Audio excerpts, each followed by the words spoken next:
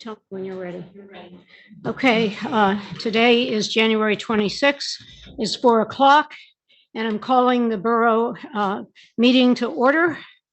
And we have a flag salute led by Mr. Batista.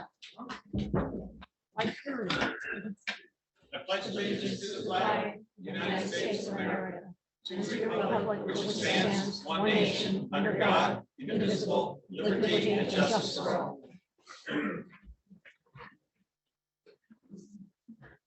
Pursuant to the New Jersey Open Public Meetings Act, adequate and electronic notice of this meeting has been provided by posting on the bulletin board in the Beach Haven Municipal Building and on the borough website, mailing the same to the Beach Haven Times, the Asbury Park Press, and the Press of Atlantic City. Mr. Batista. Here. Mrs. Ballmiller. Here. Ms. Lambert. Here. Ms. Snyder. Here. Mayor Davis. Here. Okay, we are starting out with a presentation from the Queen City East and West. So would you come forth and begin? Thank you. Good afternoon, Mayor and members of council. Happy to be back again with a revised project. We are at 7 units from one building to the other. We are on an aggregate basis and density of 18, which is committed. Our height is good, coverage is low in terms of building coverage. Below, we have adequate parking, 20 spaces total of code. So, one building has 4 units. There's 3 units, which include my affordable. All the units are 3-bedroom, except the affordables are 1-bedroom.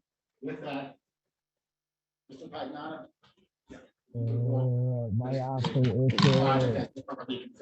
Okay, so on the Foster site, we're going to call that, Queen City West. We have 3 market units and 1 COA unit. We have our parking is meets all the parking, and it's now extended along the rear of the property or towards Station Avenue. And there's no stacked parking. It's all, easily accessible. I think that's what the board council wanted. So that's all there. We brought down the coverage. There's 3,000 square feet of commercial space. And again, we have the 3 market units plus the 1 COA unit. We've retained all the character of the building. We brought the scale down on the north side as it approaches the adjacent structure. It's kind of stepped it down there. That's where we dropped the massing of the property, so that again, creating a smaller project. That's where it's going to manifest that side. Smaller building. Mr. Pagnotta, the audience won't be able to see you, so you're going to have to kind of, maybe somebody can help you show the audience as well as us the plans. And I guess can the people on Zoom see it, Sherry? Okay. All right. So for the audience, this is the proposed rendering for the structure. This is a nighttime rendering. What we're trying to do is emphasize commercial viability in a difficult situation, right? We're dealing with pedestrian situation on a seasonal economy in a flood zone with building height restrictions. So we're trying to balance all of these different things, right? And try to support this on a site that's expensive. So we have to be able to support that through our commercial stuff. And we're also adding an affordable housing unit, which I think is important and could play a big part in the future of Beach Haven. So this is our solution. This is after we've met with council several times. I think we check all the boxes now. I think we've met some of their hot buttons. The important one being density. We're down to 18 units, which is what's permitted. The coverage is well below what's required or what's allowed. And we're still trying to maintain a first-class structure and building that we'd all be proud of aesthetically. So any questions from the council? Yeah, I'm curious, what kind of siding are you putting on? It will be a shingle siding. Okay, the original intent was for it to be new cedar siding. If economy allows, we will still continue in that direction. I cannot promise that at this time. That would be wonderful. I hope the economy will allow. I would hope so. We'll see. Anderson windows, Timberline shingles, all low maintenance materials, and then the brick. The brick will be as chosen by Beach Haven. It'll be comparable to whatever your architectural board would require or would desire. Does council have? any- How wide is the brick sidewalk? Is it 12 feet?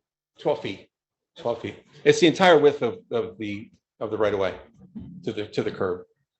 It's my understanding that you have porous pavers, right, that are making up. For the rear of the Yeah. structure, yeah. Right. Mhm. And the loading zone was kind of, This one's easy, right? On Foster's, we have the whole station That's- road, so yes. we're good there. Mhm. okay. Okay. How deep is the porch? Is it 4 feet, you said? 5? 4 feet accessible. Mhm. And, I see how you like, bulked up the columns a little bit at the entrance. We beefed up the corner entry, correct. Mhm. I like how you made the commercial a little more prominent, because I think that's important.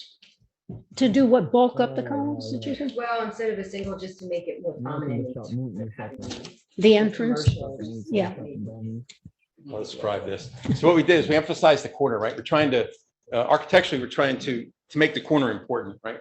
From pedestrian scale, walking up and down the boulevard there. So we have the corner, and what we did was we were asked to try to beef up the entry on the corner. And so we've doubled the columns here and made that a little bit more decorative there. We're trying to really make the commercial spaces viable and attractive and able to be seen from both a pedestrian and vehicular perspective. Mr. Pagnon, can I interrupt you for just a second? Yeah. Those folks that are on Zoom, please remain on mute. This is not a public comment period yet. We will let you know when that occurs. Thank you. And you said that you had told me that all of the electricals will be on the roof? They The won't- condensers will be on the roof. Yeah. Yeah. Mhm. Oh, that's nice. What about signage for the commercial businesses? Where would that be? Under the porch or? So we've integrated the signage with the structure itself, so we don't have any, hanging things or banners or whatever. So we've integrated them. I think we discussed having like a cedar signage that's lit, externally lit Mhm, wooden with a signage. goose lamp. mhm. And you can see we provided opportunities for signage, and we've integrated them within the structure, so they're not going to look like an afterthought. Mhm. Can you Good. guys hear me all right? I'm trying.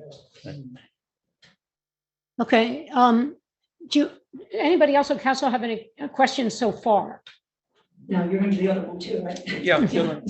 I do, one thing, and this is just a very, very minor thing. I see you already have the benches and things out front. I just want to make sure that we're very careful because in the past, as we've tried to, and the borough's been the one insisting on it, our sidewalks have gotten overcrowded and not navigable. So I just want to, I know you're doing that just for aesthetics for now, but I'm going forward, when we do any of these projects, let's make sure that the sidewalks are kept open and not closed off. Totally agree. Yeah, we're happy to provide bike racks and benches and stuff, and we'll put them where you see fit. I mean, obviously, we have some difficulties walking past, Victoria Rose and some of these other projects where the things are located, but we won't do that. Is it? Did you move this back since the last application? Is this in this, or is that the, maybe? No, this is. Queen City East, I think. maybe. No, what we did, on Brennan's, what we did was we pushed the structure back 10 feet from the residential use. Okay, so on the south side of the site, there's a house, right? Even though it's zoned commercial, there's a house. And so by your ordinance, you want 10 feet between a commercial and residential use. We didn't have that before. We were going to use a fence as a buffer. We chose to move the structure back 10 feet. We reduced the coverage and we have that space now between the house and the structure. Okay. All right, so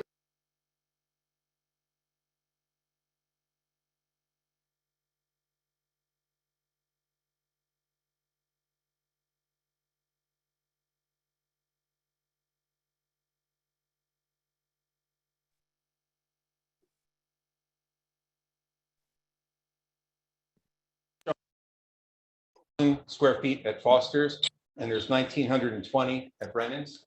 It can be configured any which way, whether it's 3 units or 2, or if somebody wants to take the whole space, that's fine too. Well, let's talk Foster's for a second. Yeah. You have how much? 3,000 square feet. 3,000, and it's one, or are you subdividing? I don't know yet. I don't know yet. Are you plan on keeping the retail, or are you planning on selling? They would all be sold. as condos. Have you done a market Have we done, analysis on what your retail price is? gonna be? there'll be about 600,000, if we did three, they'd be 600,000 each, So $1.2 million for 3,000 square, $1.8 million. $1.8 million for 3,000 square. Yeah. I've had a lot of interest already. We haven't marketed it at all. We've had all kinds of people, kicking tires and excited about the prospect of having space here. I believe that town needs a farm market. I think it was very, very successful. And I'm wondering if there's a way that we can work something out where we keep the first floor designated as a farm market or so, rather than another t-shirt shop or something. Yeah, I don't know. I've been approached by something that would fit that criteria, but I don't know if they have the wherewithal to pull that off. I don't know. There's interest. That would be great. How about something out front, like, do you have any lighting proposed? for this We have project? lighting for the building. If you want the lamp posts, we would do that. We just don't know where you want them, or there was some discussion on what, if the lighting type that's been selected is going to continue forward, or if there's going to be a new selection for the lighting. So I don't know. I'll defer to you guys. How many lights? It's up to Frank Little, as far as I'm concerned. And how about some vegetation, some trees?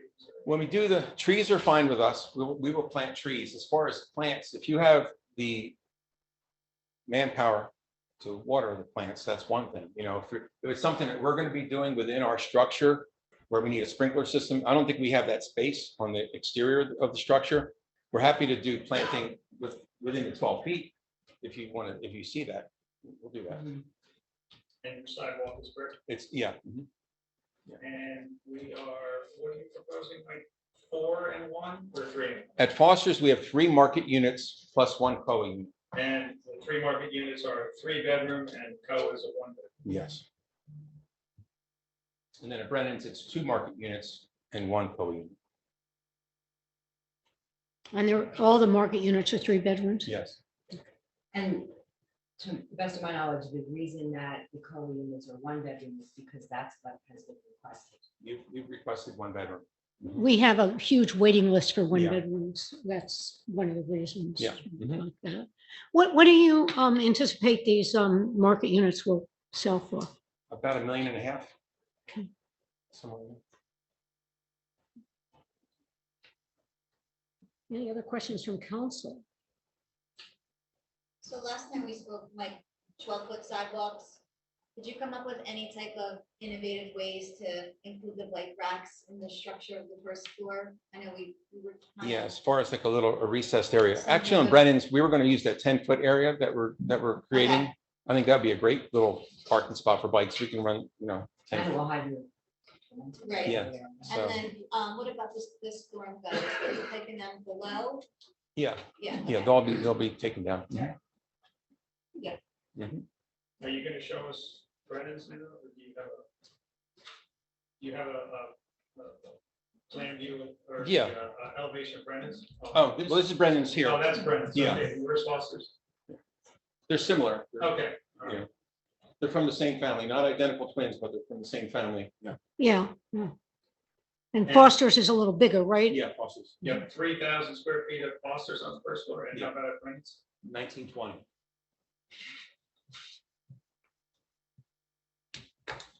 And you're not dividing these up into, you're going to wait and see what people want. Yeah, yeah. Okay. How big a space they want. Any other council questions? No, I just want to thank Mr. Pagnotta because he took a loss in revenue, but he took what we said to heart. And I really appreciate it because I think in the past, the council has been too quick to jump on any kind of development that's come along that has affordable housing. Everybody just says, oh, we have to do it. But you obviously cared enough to come back, redesign, address all our needs.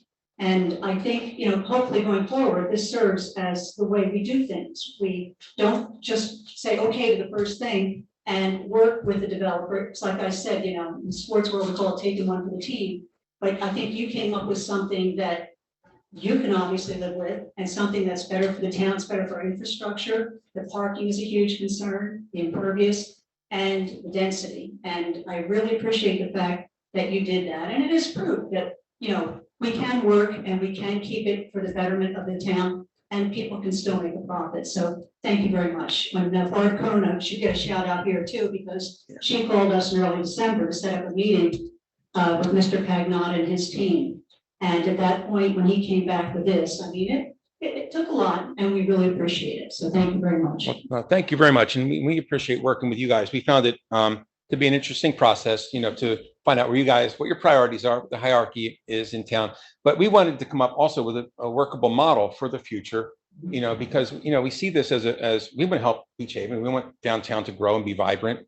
And we're here, and we wanted to help move that process along, right? We don't want to keep seeing things that don't work and don't fit. And if we have some kind of a pattern or some kind of a checklist or some kind of a model, maybe there'll be more people doing this. So, Thank you. yeah. Okay, so public. Oh, sorry, this thing doesn't work. Can I just ask a question? Sure. For the meeting, I was speaking to, Gibbons, would you mind speaking to what we were talking about? Because typically, this is on this, so typically from here, we talked about having the, as a prerequisite, having to have the redevelopment agreement before it goes to land. That way, Correct. we can ensure that we get all of the building materials that we would like to see and landscaping that we would like to see, and, really You maybe just go through the process. for fine tune it, everyone. yeah. Sure. So with regard to the redevelopment plan that would become the zoning for these two parcels, as part of that plan, there would be a requirement that a redevelopment agreement would have to be entered into with Borough Council through Mr. Pagnotta's entity and the borough before he can go to the land use board with his application for development. So at that point, through the redevelopment agreement, Borough Council would be able to ensure that certain materials are going to be utilized.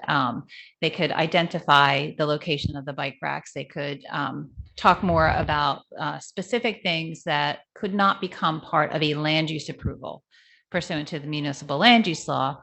But because you're negotiating a contract with Mr. Pagnotta's entity, you could work in that fashion and have that redevelopment agreement before Mr. Pagnotta would go to the land use board. Thank you. That would make me feel like, that the rail system is, what the shingles are gonna be. Yeah, I think that would make me feel happy as well. That's good. That's good. Anybody else on council before I open it Next to the for the public? council. So next for the council, if I did provide to you from Frank Little's office a draft of the redevelopment plan. It would require that one change that we just spoke about with regard to having the redevelopment agreement be a submission requirement for going to the land use board. But aside from that, it is still exactly the same as what you were provided with to review. The next step would be introduction of an ordinance adopting this zoning plan, this redevelopment plan, and a referral over to the land use board for them to do a master plan consistency review. The public will be able to review the plan as soon as it is introduced and referred to the board. In the body of the redevelopment plan, there is a discussion of the consistency with the master plan, but it will also be discussed with the land use board at their planning board meeting. Mr. Little will provide his planning testimony at that point in time, and then the board will make a recommendation back to mayor and council with regard to the plan's consistency with your borough master plan. At your next council meeting, then you would hold a public hearing as you would with any other ordinance, and then you would vote on adoption of the ordinance for the redevelopment plan. And then we could negotiate the redevelopment agreement with Mr. Pagnotta. council would authorize execution of that redevelopment agreement via a resolution. It's a contract, and that is all that is required for approval of a contract as a resolution. And then Mr. Pagnotta would be free to submit his application to the Joint Land Use Board. He would have to follow the same processes as any other applicant before the Land Use Board at that point. Sounds Has the good. Financial agreement been discussed at all, or does that come later? The only discussion has been that as part of conversations with council previously, that a 5-year tax abatement would be requested.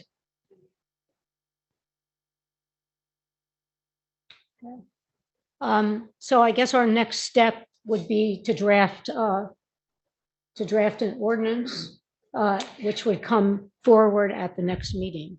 Yes, so I have provided an ordinance for that, and along with a resolution referring that ordinance and the redevelopment plan to the Land Use Board. So you have that available should you decide that you want to move forward with this plan.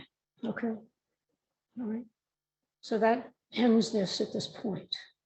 And it appears that, thank you, Mr. Pagnotta, for being so cooperative and working with our committee. And I agree with what Colleen said. It was nice that you were able to bring this down, and hopefully it will be a model for other projects in town. So thank you. Thank you. Thank you. I have minutes for approval without formal reading. The November 30th agenda meeting, the December 12th regular, December 12th executive session, and the December 29th agenda meeting, along with the December 29th executive session. I'll present just that first group because I know some of you can't vote on those. So do I have a motion to approve that group without formal reading? Motion to approve. Thank you. Second.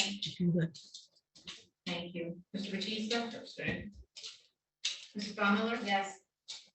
Ms. Lambert? Yes. Ms. Snyder? Yes.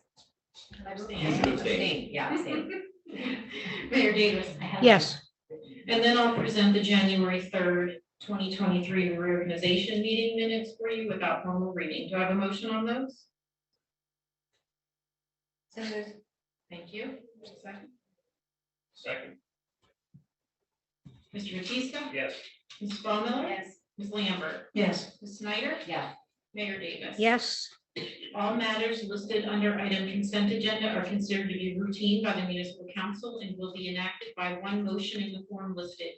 Any items requiring expenditure are supported by a certification of availability of funds, and any item requiring discussion will be removed from the consent agenda and discussed separately.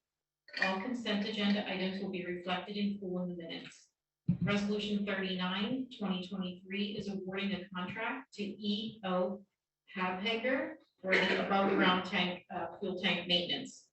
40, approving membership to the Beach Haven Volunteer Fire Company and the New Jersey State Firemen's Association.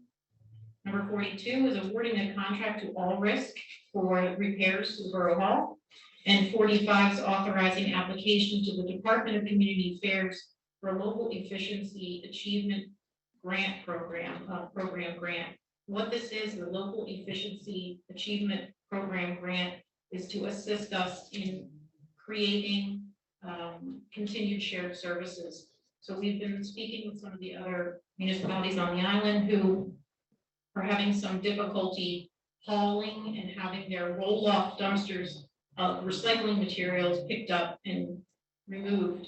Long Beach Township was providing the service to us for quite a while, along with Ship Bottom and Surf City. And they're no longer providing the service. So we're paying quite a bit to have it hauled away. So we're going to apply to this grant, grant through the DCA for $250,000 to purchase the truck we need to haul these roll-offs ourselves, and then implement a shared agreement with the other towns who also need the service. So we'll try and see if we can get some grant funding to kick off the agreement. Sounds good to me. Does anybody want to remove any of the items for further discussion? Seeing none, shall we have a roll call? Motion? A motion Do we have a motion to approve the resolutions? All for the resolutions. Thank you. Second, Thank you. Mr. Batista? Yes. Mrs. Baumann? yes, Ms. Lambert? Yes. Ms. Snyder? Yes. Mayor Davis? Yes. I have a bill list this evening in the amount of $3,374,433.85. Has everybody read the bills? We have a motion to approve them? I just have a question about the bill. So I was excited to see the lacrosse nets purchase. I know that one individual's son wrote to the borough requesting lacrosse nets, so I was excited to see that for the kids. Any idea where you're putting those lacrosse nets? I believe they are going at Nelson. Right. Oh, no.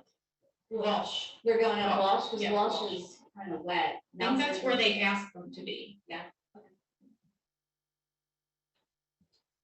Is there a motion to approve the bills? Motion approved. Thank you. Second. Mr. Batista? Yes. Mrs. Baumann? Yes. Ms. Lambert? Yes. Ms. Snyder? Yes. Mayor Davis? Yes.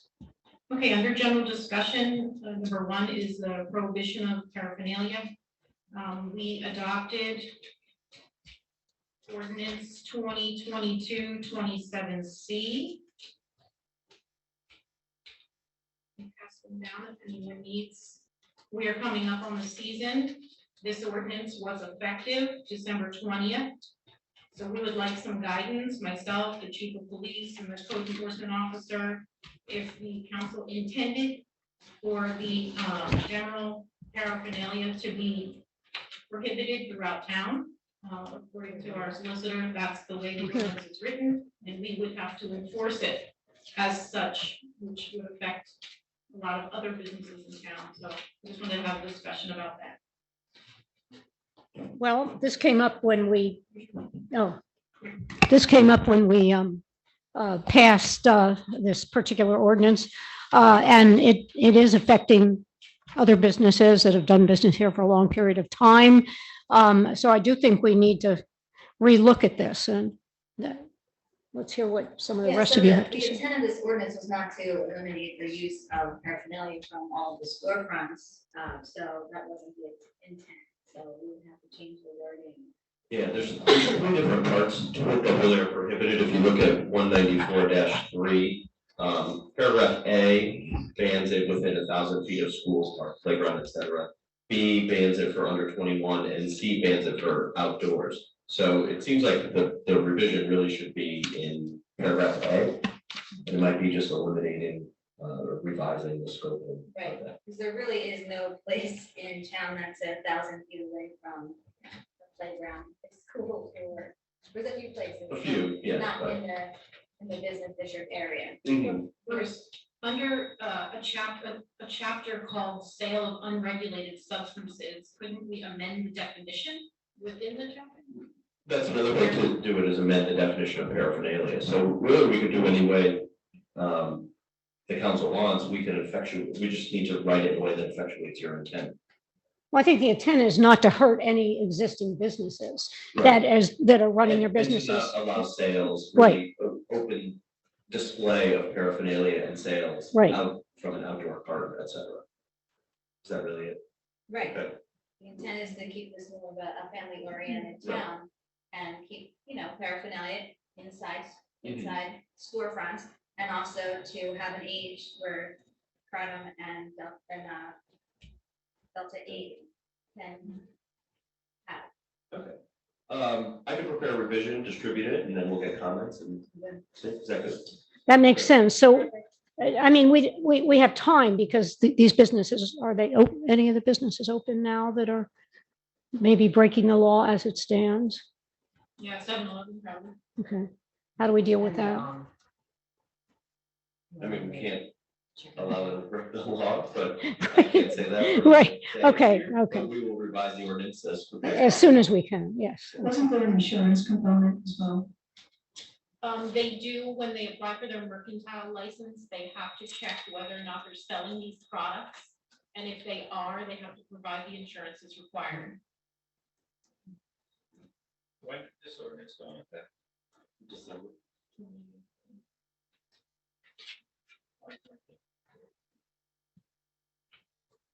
Would this include not having parking in windows? Like screens? Anywhere? Just can't be on an open part. Just can't be on the. As long as it's indoors. As long as, okay. I don't see a window. Right, basically, we can deal with this pretty rapidly. right? On the next meeting. Okay, great. All right, move right along. Everything walk over. All right, well, private dune walkovers, I just took a ride with Chris Carson up and down the beaches, and the private dune walkovers I've always been against them, but I did contact Stockton's, I have this on my phone, but Stockton's Coastal Research Center, and the law says that homeowners that live on the beach can put they're very specific walkovers in, and I'm just a bit concerned about that. In other words, I personally would like to get rid of walkovers. I think I don't think people really need them. Oh, sorry. What, did I keep two again? Oh, yeah, yes. Okay. So basically, we're talking about private walkovers. And most of the people that have them, basically, thanks, they're the people in the middle of the block.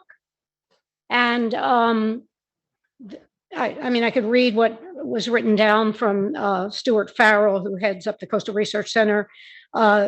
In New Jersey, we do allow people to have these private walkovers. They are very, very specific. My concern is I would like to get rid of them personally, but I don't want a lot of lawsuits, and I think that might happen. That's my concern. I mean, I don't think we have a leg to stand on if somebody sues us. I don't think they're necessarily in the middle of the block, I mean, just on my two streets, literally the public walkway is here and the house next to it, literally 20 feet away. It's ridiculous. It's ridiculous. It is I ridiculous. know last night we had a lot of storm damage. We had some. And then, yeah, and then Public Works has these, Parking, yeah. and, yeah, I mean, it's just, I don't want to enter into litigation, and I think if you take these away, we should put them in. I just feel anytime But that I we're, just I'm think sorry. it's a shame, and they say they're dangling after storms, and it's Right. difficult for borough workers when they're fixing the dunes after the storm with all of the erosion and the fencing, and I just think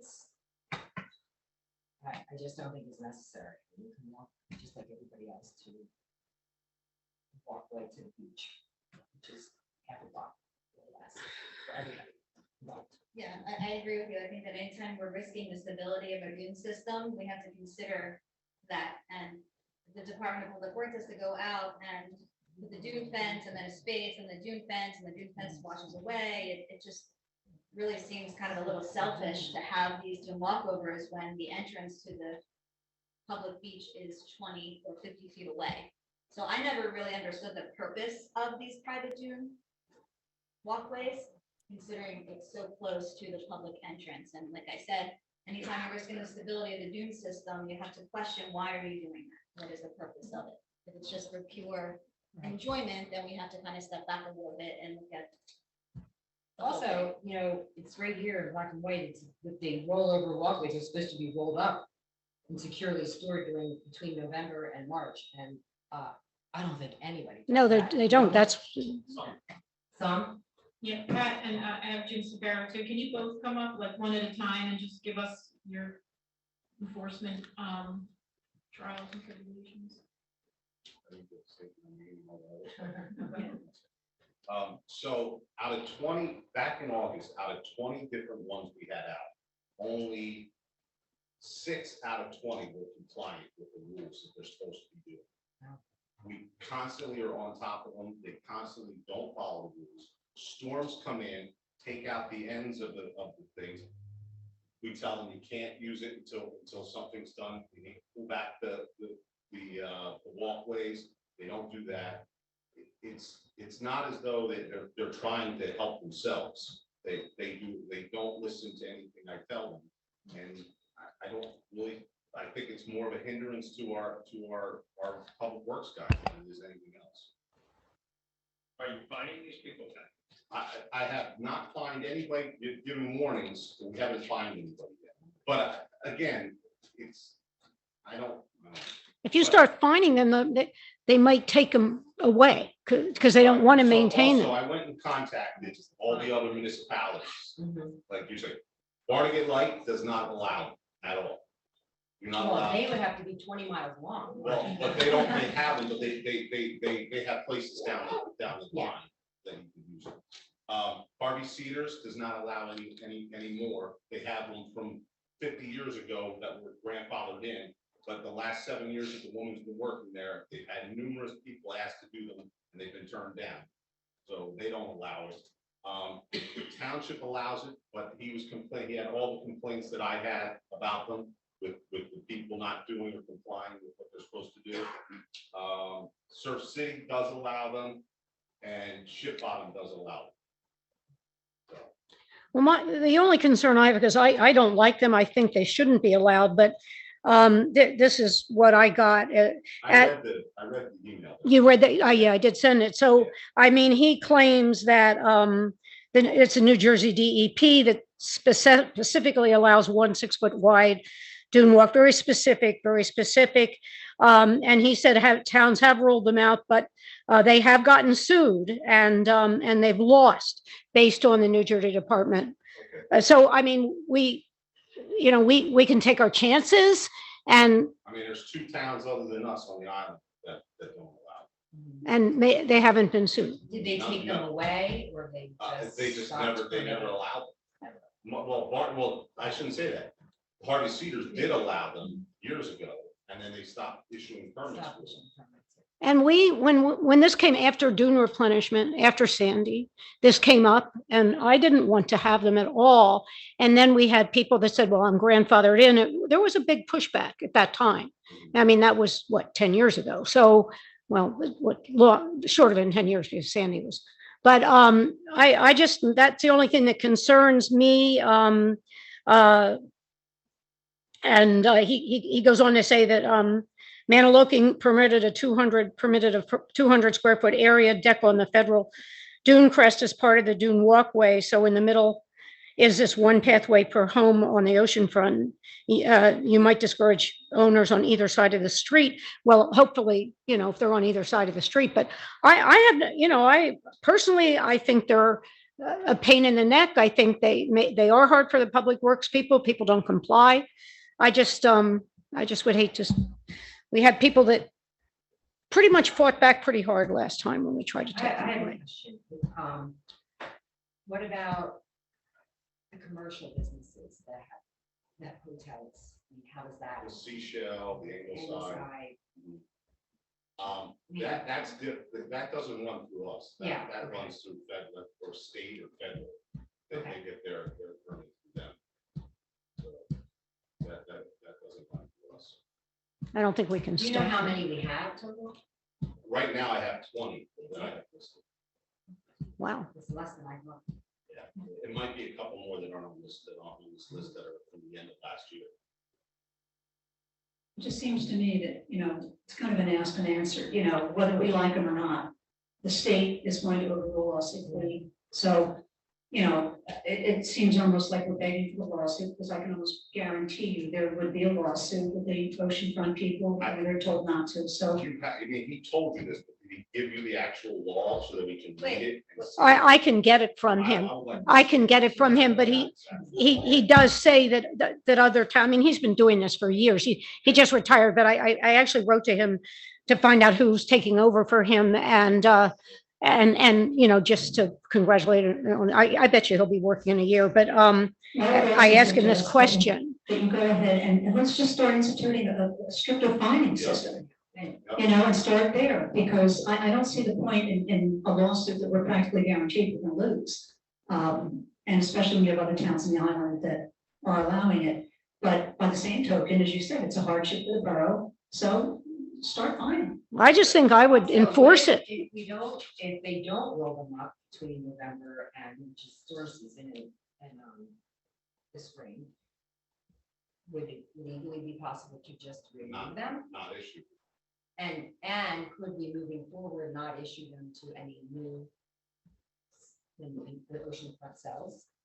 Well, I mean, that would be the same. Same, you'd have the same lawsuit Because problem. they have the right, like the rest of them. If it's a law, that they can have. them. Yeah, that's right, that's right.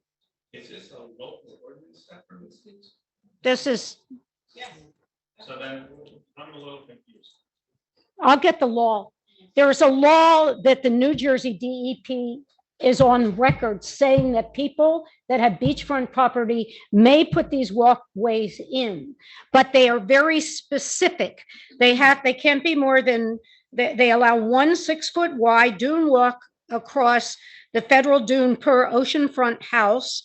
Wider walkways can be allowed for commercial properties with lots of users. The walkway must be fenced on both sides of the path and either at grade without any excavation allowed, or on a boardwalk elevated, where we don't have that, with the dunes without any stairs down to the beach.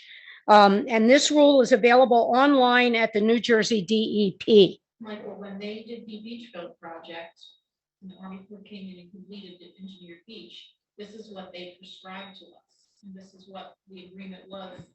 Right. The Army Corps and the DEP, when we executed for the beach replenishment. That's right. And because that was the law. What you're saying, Sherry, is that's the script of this ordinance? They dictated to us what was This ordinance. permitted. And it, Bruce has to take a look at this and tell us what our, he says that in Ocean County, well, hang on. Normandy Beach, Normandy Beach has been sued and they lost. All right, well, So, you know, he gave me other examples I of, think Bruce should look into this, and tell us what we can and what we can't do. okay, And Bruce. if we're bound by the rules of the state, then I think certainly who enforces this, we need to know, Bruce. If we're allowed to enforce it on the local level, if this ordinance in fact is in place this year and it works, then start issuing $1,000 fines. That'll fix that problem. Well, I think we need to know first what's going on here. If this ordinance is flawed, it's easy to correct. And I agree with you, Nancy, that, and with you too, Pat, I mean, if we can eliminate them. I'd love to have him then eliminated. I think we need to have a discussion here on council, but if we have the power and the authority to eliminate them, then let's discuss that. Mr. Safar, did you have anything to add?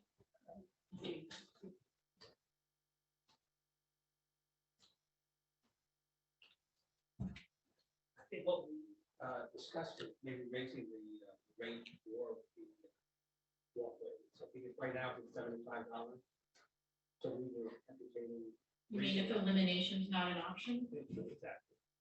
And then I talked to Bob Rossi over in the ship bar, and they charge $175 for walkway, but then they have to remove it by September. So that's just an annual thing, Jim? They have to, yeah, they have to completely take it down, and if they don't, then they receive fines for that. $1,000, I think, would be more than sufficient for the walkway, and then if they don't take it down in September, we just keep on finding. Absolutely. And they'll get discouraged because they don't want to go to the work and then they keep getting fined. They might just say, oh, it's not worth it. We don't need that walkway. We'll go out in the street and walk about 20 steps. Thank you. Anything else on this topic? I don't have anything. Number 3. Nelson Avenue. Okay. Do we have a video?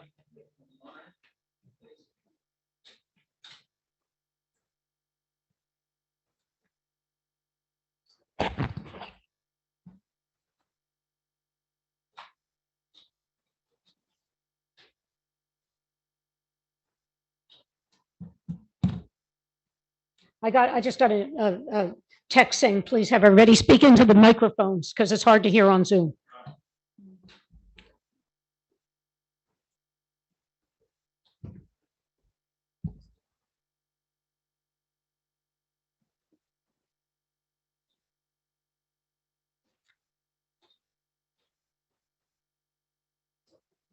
Thank you. Oh, here we go. Okay, so what I would like to see is Beach Haven remain relevant in recreation. I think it's very important for the value of our properties that people enjoy coming here, residents, visitors. It would have been my preference to have 9 pickleball courts down at Nelson Avenue when we had the opportunity to build 9. But it's quite obvious now that the 6 there are overutilized. We need more. It's a great sport. It's a sport that young people are sharing with older people. Men and women are playing. My daughter plays in a 4 o'clock. Just go and sign up. She was paired with an 80-year-old couple, and the 80-year-old couple beat it. I just see it as such a positive for this town to have a vibrant recreational center. And it started down at Nelson. And if we're going to improve upon it, we want to keep it together. We don't want to start splitting it up and having 6 more courts down at another field. I think it would be I think we'd be making a big mistake by not taking advantage of the popularity of this sport right now. And it's something that's going to be here clearly for a long time. And so I'm proposing that we build 6 more courts down at the Nelson Avenue field at a cost of about $175,000. I believe that we can still raise some funds from the last group that put some money up. It's a small cost to this borough for the benefit that we're going to receive in so many different ways. With that said, I also think we should be improving upon our basketball. We have 2 locations that we can improve on. One, certainly the basketball court on Walsh Field, and perhaps even adding a basketball court down at Nelson. So I want to hear from the public on this. I've heard from all the other council people. I know basically everybody has strong opinions on this, so I'll open it up. Well, let's start with council first. Okay. Anybody want to go forward? Okay, I'll jump in. 2 years ago, when this project first came up, I was actually in favor of it because, I mean, it is popular and, you know, they had already had some courts down at Nelson and they said, you know, let's build 9 more. Well, 2 things happened. First of all, I heard from a lot of the neighbors and they had some very legitimate complaints about parking, noise, just the overall way it affected their life down there. I mean, you know, pickleball is a very, very loud sport. There's lawsuits all over the country about it. So I understand their concerns and I think they do need to be considered. We did put the sound barriers up. That was one of the considerations. And it's funny because I've gotten mixed reports on those. One neighbor said it's definitely helped. Another neighbor said totally ineffective. Because they're over on the west side, maybe they are. The other major concern I had is that it seemed to be this big push that Beach Haven needed to be the pickleball center of the whole area. And I didn't understand that because not only are you talking about the initial outlay, you're also talking about the upkeep, the maintenance and all that kind of stuff.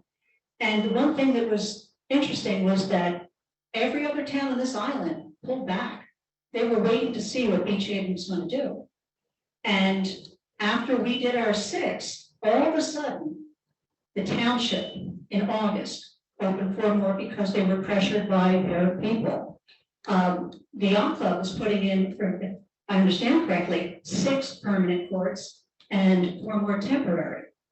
So right in like a 2-mile stretch, you had 10 courts up. Now, granted, the yacht club are private, but they allow guests and a lot of people play down at Nelson or yacht club members.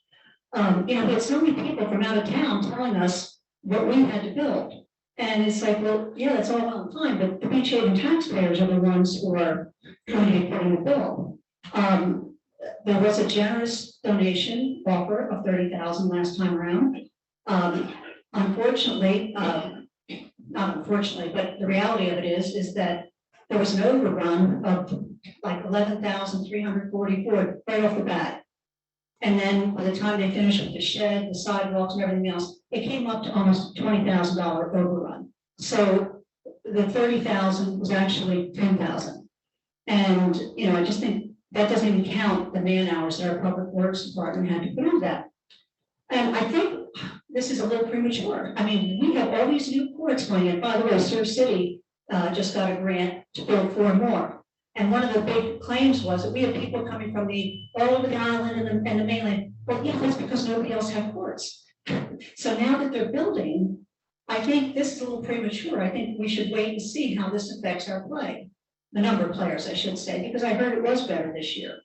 I think we also, you know, Beach Haven, I have sat through countless budget meetings this year.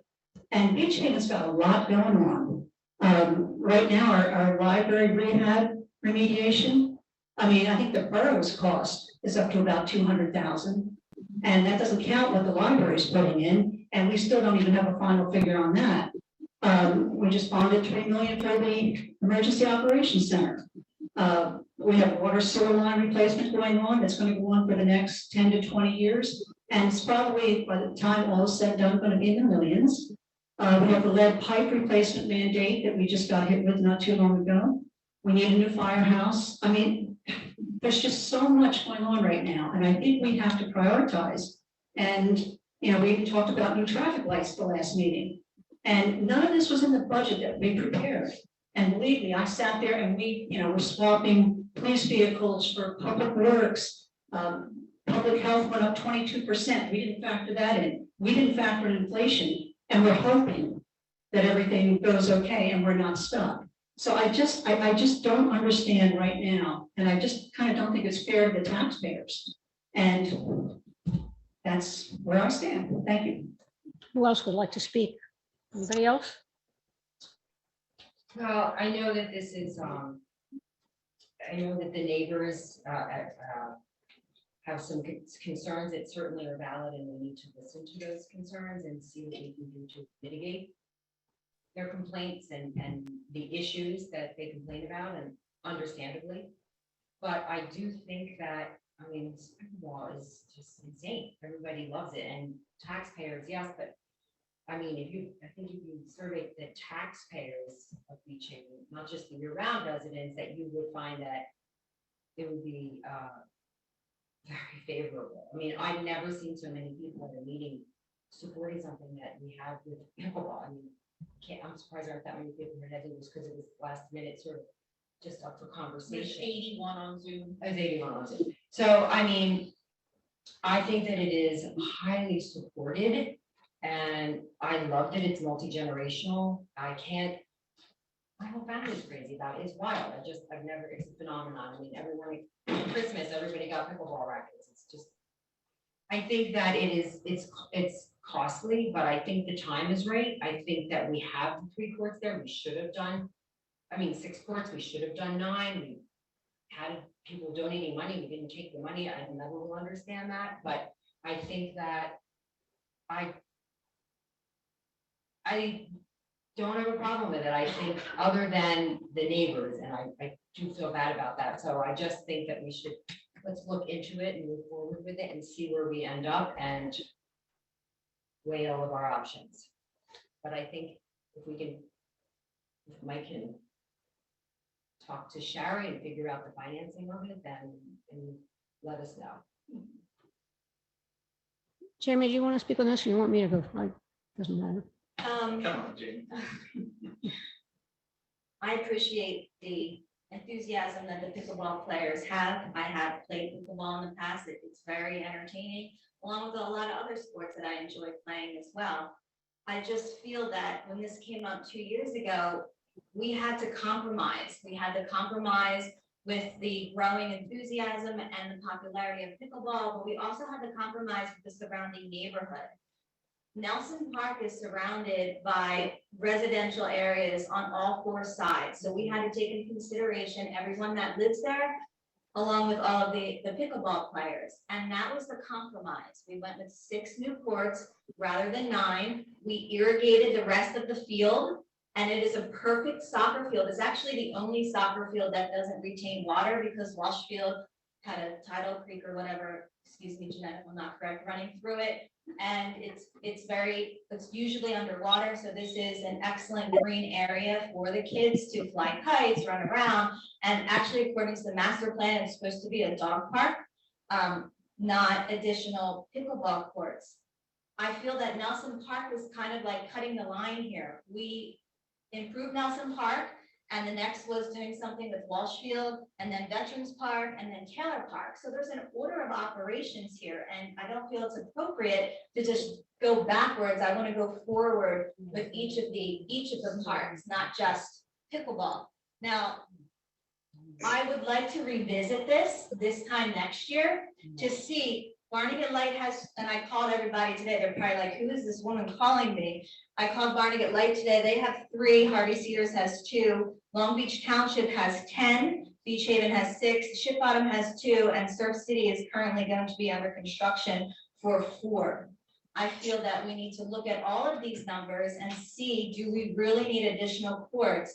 I do not think it's fair for the community to have to be the pickleball center. I don't think it should be at Nelson Park. Every court besides our courts have parking lots, have designated parkings. There is no designated parking. We cannot use the sewage authority's parking. That was not allowed, so that's not an option. There's no parking there. There's children there. It's not the appropriate place. We can revisit this in a year and see if there's an additional place that we can put courts on, but it shouldn't be at Nelson. Can I ask why it wouldn't be, why we couldn't use the sewer authorities or their parking lot? It's up to them to say no, and Yeah, maybe were they not could in favor of rethink that. it. Maybe we could ask them again. They were not in favor of allowing that. Yeah, No, just have to ask them. Well, we could always ask him again. I think that's always an option. I've always been in favor of pickleball. I thought it was very short-sighted that we turned down the $30,000 that the pickleball people donated to put in 3 additional pickleball courts. It wasn't 9. I mean, we had 6, it would have been 3 additional. So, that would have gotten us up to 12 or 6. No, we have 6 and, 6 and 3. So it would have been up to 9. The pickleball got started down in Nelson because we had a skateboard rink down there that wasn't being utilized, and pickleball was just starting to take up. And a roller, it was a roller. It was just, it wasn't a place to do all kinds of fancy stuff. It was just a roller skate around it, and it was underutilized, and so that's how that happened, and it became very, very popular. I do think there might be other places in town where it'd be better, and it's sort of unfortunate we didn't take maybe the Little League field down on Taylor Avenue and turn that whole thing into pickleball courts. There's not a whole lot of residences down there.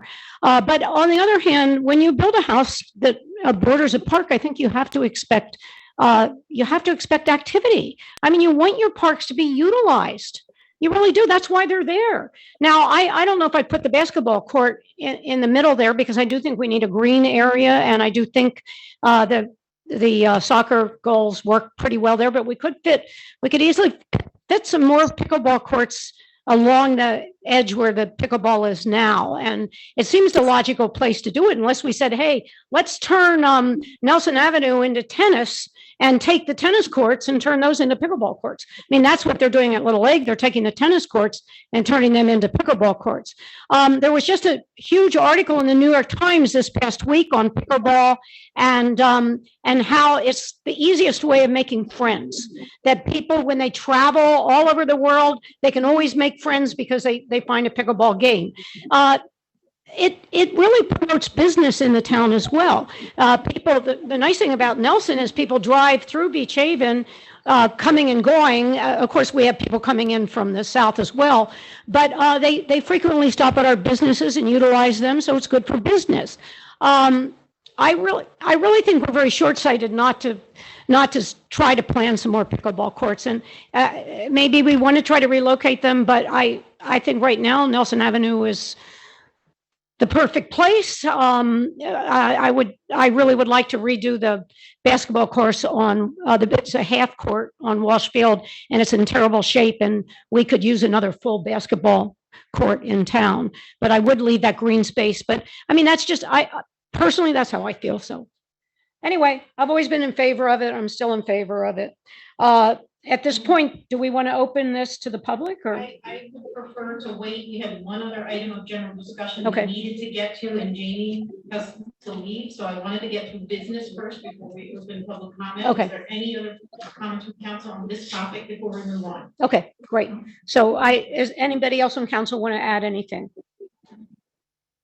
So the last item for number 4, general discussion, is the council meeting times, and I'm going to hand that to Yes, I requested this one because the 4 o'clock meeting times, for a lot of people, are not practical. I know Jamie's coming in on a wing and a prayer, and I had people today, when they realized that there was a lot going on at the 4 o'clock meeting, they're like, well, I'm still working, I'm not home from work. And I think if we're going to be transparent, and as a borough, we owe that to our taxpayers and our residents, then we need to have it at a time when people are home from work. So my suggestion going forward is that the agenda meetings and the council meetings all begin at 6 o'clock, when we can have everybody attend via Zoom or in person. I think 4 o'clock used to be, it started out, there was just that we're going to discuss, pay the bills, and like, now all of a sudden we're getting into deeper things, and I don't think it's fair that everybody isn't able to attend. So my recommendation is move everything to 6 o'clock. Yeah, go ahead if you want. I remember when this agenda meetings were at 1 o'clock, and you have to take a half day to get to the meeting. When Jamie came up with, we requested the 4 o'clock, which is. I hear what you're saying, and I see your point on, especially if it's a hot topic or a hot button issue. And in those situations, I think that we should hear those cases at a 6 o'clock meeting. I think the 4 o'clock meeting is, I don't have a problem with it. 1 o'clock, yeah, that was terrible, but the 4 o'clock, you can get here, you go to school, or, you can, and now the Zoom, you can attend it. But I do think that that we should, if we have something that is going to be controversial, we should try and do it at 6 o'clock. I don't have a problem with it. Jamie? Well, 4 o'clock is always difficult for me, especially in May, September, when the lights are still on. But I was wondering if there could be some type of compromise to that. 4 and 6 o'clock, maybe have, 4 o'clock in the summertime, or does it have to be 6 o'clock the whole year? I would rather have these 6 o'clock, not just for me. I can sacrifice my time and get here. But I think for the public, especially, I know that before I was on council, it was difficult for me to, I think they were at 10 a.m. the agenda meeting, so it's impossible. Fair one. Yeah. It was impossible to get to. So for the public, I think it is important for them to be able to get to the agenda meetings. That's where a lot of discussion happens. So I think 6 o'clock would be better for the public. Mike, do you have a comment on that? I hear both sides on this. I remember way back when we had 1 o'clock, and we really did, all the meetings were, you had to get to them, and everybody has things to do, and you have to stop what you're doing, you have to get to the meeting. But Jeff, you remember the 1 o'clock meetings, we had them for years. I agree that back when we were doing it, the agenda meetings were general discussion, and our major business took place at 6 o'clock. So I understand where you're making that comment. Jamie, I definitely appreciate your position, having to run down the island and be get here by 4 o'clock. But the one thing that we're missing is our employees here. And if we're going to do 6 o'clock, we need our borough manager, or clerk, assistant clerk. They have families too, right? And I think we should consider that in our general discussion on this and talk it out, and maybe come to some kind of a compromise that works for our employees, our associates, and for the 5 of us. For me, I don't care. I can make 4 o'clock or I can make 6 o'clock, but I'll yield to the will of council. I think that it's, we're talking once a month.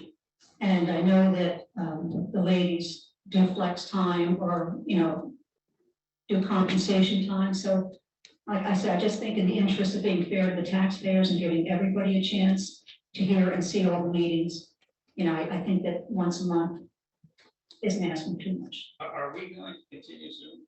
Is that something we're going to continue here? Yes. If I have anything to do with it, we will. Okay. My comments, I sort of feel with Mike, I can see both sides of it. I do think we have opened the door for a lot more attendance with allowing Zoom and allowing somebody to come in on Zoom that's on the meeting as well as people. Look, there's quite a few people on Zoom today. I just attended an hour and a half interview of a potential president at Stockton on Zoom, and it was very good, very clear. I could hear everything he said. So we have expanded in that respect. I do think it's hard. I mean, we have professionals coming in like Emily that has to drive an hour and 15 minutes or so to get back home. And sometimes these meetings go to be quite late. I do think we were, back in the day when the meetings were at 1:00, people that had jobs where they had to physically be somewhere couldn't make it. So it really eliminated a lot of people that would run for council to have to be at a meeting at least once a month, and it was twice a month. We had 2 1:00 meetings every month and then one 7:00 meeting, because these meetings used to start at 7, and we lowered it down to 6. So I think it's really, I'd like to hear from the public. I'd like to know how they feel. I personally like the meetings a little earlier because sometimes they get extremely late, and I worry about people driving distances at night in the winter. And then I think in the summer, people go out for dinner. They don't want to come here at 6 or 7 o'clock and spend 3 hours in this room. But I might be wrong. So I'm open to what I hear from the rest of the people that come to the meetings, and I'm open-minded. I mean, maybe we could compromise and have them at 5, have 2 meetings at 5. What was the compromise that you suggested? I didn't catch it. Maybe instead of having one meeting at 4 and one at 6, we could have 2 meetings starting at 5. And that way, I think she's asking Jamie. it makes it a little easier for Jamie, right? And I mean, it's hard. It's just a difficult decision. 4 o'clock in the summertime. June, July, and August. All 4 o'clock in the summertime. So it's Just just for 2 the meetings a agenda. month, Oh, just read agenda. and then in the winter, do it for us, all 6. 4 and 6 in the summer, and then, because we have 2 meetings, 4 and 6 in the summer, and then 6 and 6 6 in and the 6 winter. in the winter. But I'd like to hear from the public. I mean, I can make do with whatever it's for them. I do think, I'd like to second what Michael said about our employees. I think it's important to keep not only, I think the 4 o'clock is reasonable. It's only 2-hour difference. I think that some people do prefer it. I like it. I get out here early and we can get home and have dinner or whatever, but I think that it's most important to think about safety driving home, and I think our employees and our professionals, I think it's important to take their quality of life into consideration as well. All right. So I guess at this point, we're going to open the floor to the public. And we have 2 major topics to talk about, I think. And also you can bring up anything you want to talk about. But please, when we'll start here in the courtroom, and state your name and address, speak directly into the phone so people on Zoom can hear. Come on up. Well, okay. No, Yeah, you can come up. No. There were 2 of you. It doesn't matter. We'll get you both. you can raise that up if you need, or you can take it off, but you have to have it right up to your mouth. You can use the one on the pole. It comes off of there. Somehow you can, there we go. State your name and address for the record. William Gresham. We have residence at 335 Mirabelle Avenue. I grew up on 335 Mirabelle Avenue. Beach Haven Elementary School, graduated from there, I'm the son of people here. But Beach Haven isn't my park. I've lived here most of my life, moved to Brigantine, came back here, we'll be spending, my 6 family members will be spending the rest of our lives on Maryville Avenue. I love the street. I can tell you that what it was as a kid, and people say, oh, they knew there was a park there. When I was a kid, all there was the front park. I remember on Arbor Day planting the pine trees, Mhm. you know, in front of the park. I mean, it's just a wonderful park. And people you get there, they're not driving cars there. They walk there because they're all going down West Avenue, they're all the like yacht club people. It's a wonderful experience. Those are, now, nothing against pickleball people, but they're completely different people than people playing pickleball. Because most people playing pickleball, and I talk to them, don't come from Beach Haven. They come from somewhere else. And they're not helping the economy. If you had it at, Pearl Street, of course they would help the economy there, because there's more people there. But where it is now, you go there on Saturdays, it's a nightmare. You can't find parking, everybody's going in and out. I'm amazed nobody's been run over. You have families with kids flying kites, and pickleballers, and 9 out of 10 pickleballers in the street. But the 1 out of 10 are nightmares. Screaming, vanity, it's just nasty. And some people say, shh, but the fact is it's still there. It's 2 different environments. It's like a sports arena next to a family neighborhood. And this is a family neighborhood. When I grew up there and the sewer plant was across the street, it was a family neighborhood. And it always has been. But it isn't that now. It is now, it's chaos. And I understand that if there was more parking, maybe it would be better. But the fact of the matter is, with what the parking is now, the situation can't change. With the 6 kids, they don't just park in front around the park. They'd rather park as close as possible. So they park across the street in front of people's houses because it's closer to walk across the street than it is to walk to the front of the park where the lavatories are. And they're not from here. They're not Beach Haven people. They don't have the heart of Beach Haven. They're from somewhere else. They're going to do whatever easiest for them. And they don't understand it's residential, nor do they care. Why would you? You're not from here. So you have a situation that right now is you don't have the infrastructure and parking for what you have now. You certainly should have a sign that tells people, if you're playing pickleball, you can't park in front of people's houses. They do lines to incentivize people to park in front of houses. We don't have a driveway. We put a nice curve up, because when I was a kid, the stones would run into the street and people would kick in my son. I want a nice curve in front of our house. Put a nice curve in front of it. I didn't realize they were going to put lines in. So now I don't have a driveway, and I could pickleball is parking in front of my house, but I have to park around the corner just to get to my own home. It's just, that shouldn't That's happen. 3 minutes, if you could wrap it up. And these people, you remember, they're not paying taxes. The people on the street, people like me, we vote, we pay taxes. We are Beach Haven people. I want what's best for this town. It is in my heart. I will die here in this town. And this is not what's best for the town. You put it at the other park, the other fields, that's a great area. Because people come there, they're going to go to the shops. That's a fabulous idea. Pickleball is, people love it. But it's, the infrastructure just isn't there for what you have now, let alone what you do now. You know what you do now, there's going to be lawsuits everywhere because it's going to be a disaster. Because it's already a disaster. It just is not the infrastructure. As much as people love pickleball, you need the infrastructure and you don't have that capacity. You definitely have to keep people from parking in front of people's houses. And how you do that with a sign that has to stop. You just got to remember, you have 2 different people. You have people that love Beach Haven, that you're born and raised here, and you have people that are coming from, Manahawk and all the other towns that they just want to play pickleball. Get there, play a pickleball, and they have no interest in making the place better. They don't do that. Well, thank you for your comments. Appreciate it. We're having Okay. some difficulty with that mic, so anyone else in the room that wants to speak, if you could come up over here, that'd be great.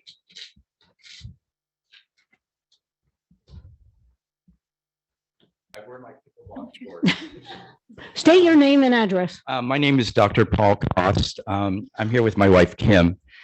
We recently moved full-time from Princeton, New Jersey to LBI. My wife and I have been very active people in our whole life, and we found that pickleball became our new passion. I was a big golfer. She's a big tennis player, but we found a community of pickleball on LBI.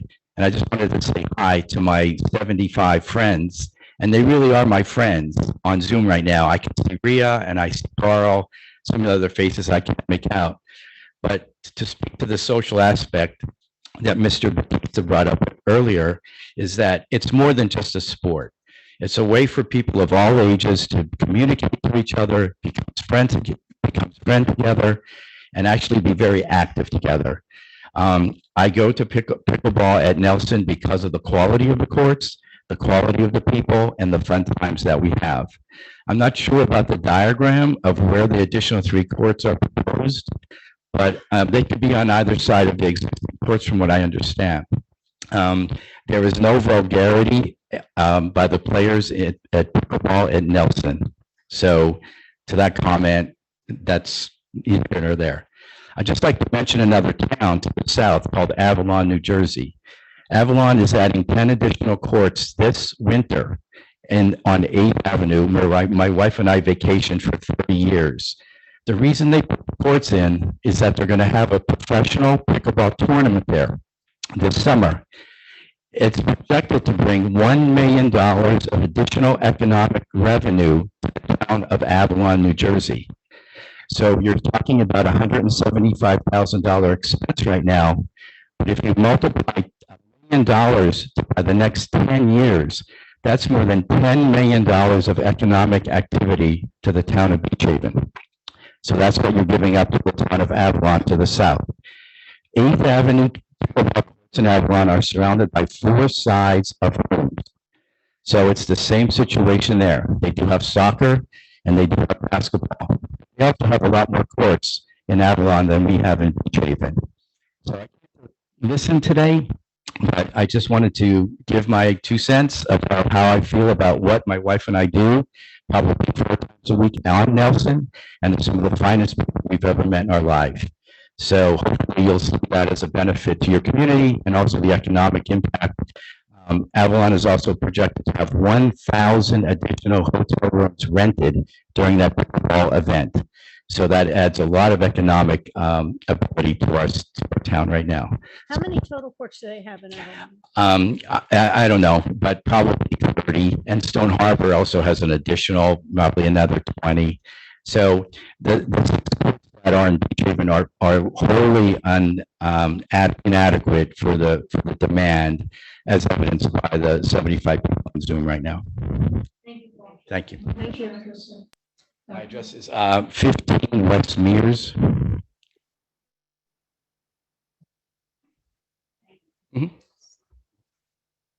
Okay, anybody else? Yes, come on up, Jim.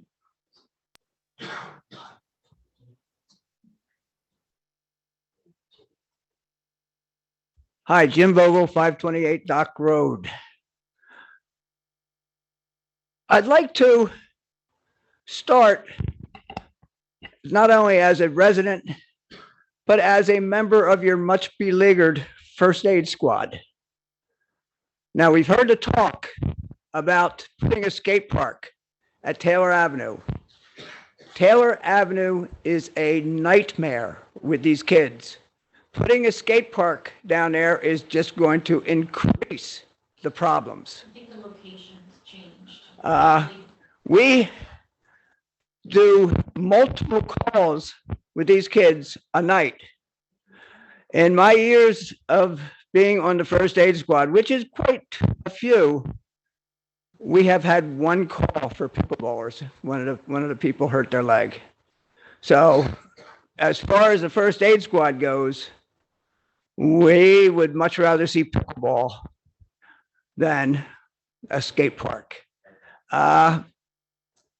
People, we've heard the comments about parking, whatever. It's a park. It has always been a park. You've got to expect things. Pickleball is very popular. I think we need more. And one thing I'm going to say that it's probably not going to be very popular with you council members, but Michael was talking about 175,000 for these new courts. The pickleball community was promised courts a couple years ago, and they went out and they raised money on their own to support this because they were asked to.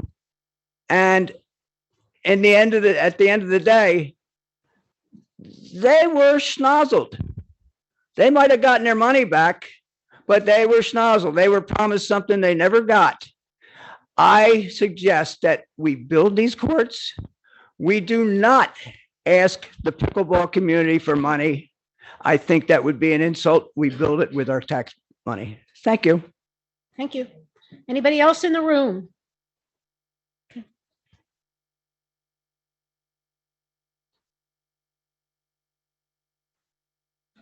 Deb Whitcraft, 528 Dock Road, the other half of Vogel. One of the things Jim mentioned is that, we've been running calls for the first aid squad myself 30 years. And our population on the island, not just Beach Haven, but the entire island, is predominantly elderly. And, which is why we're closing my school in Ship Bottom that I graduated from. There's not enough young, couples of childbearing age. So most two of our first aid calls are to elderly people. The pickleball courts, as Mike pointed out, it's such a, and somebody else mentioned it, there's such camaraderie among these people. And the gentleman who mentioned that most of them aren't even from Beach Haven, who cares? It's a recreational facility. It's a park. It's a playground. It was a park and playground when he lived there as a child. So to handpick what activities you want to take place there, I think that's sort of offensive. And if people are parking in the street in front of homes on either side, it's a public street. Maybe the residents should have their own off-street parking for their homes. You can't block a public street parking and say, oh, this is for the resident here who doesn't have sufficient parking spaces on their property. I think the idea that Mike is putting forward on these pickleball courts is not only excellent, but it's long overdue. And by saying, oh, let's give it another year, we've been kicking the can down the street for a couple of years now. It's time to act on it, not to keep saying, oh, we'll talk about it next year. It needs to be done now. And I welcome people from other towns that come to Beach Haven. And as Nancy pointed out and others, you have people coming here, they're coming to our museum. They're going to Murphy's Market. They're going to Buckaloo's and other food establishments for lunch. It's a win-win for the town of Beach Haven. And a public recreational park that has been there forever should continue as a recreational park. And we should add these extra pickleball courts, hopefully, as soon as possible. Thank you, Michael. Thank you.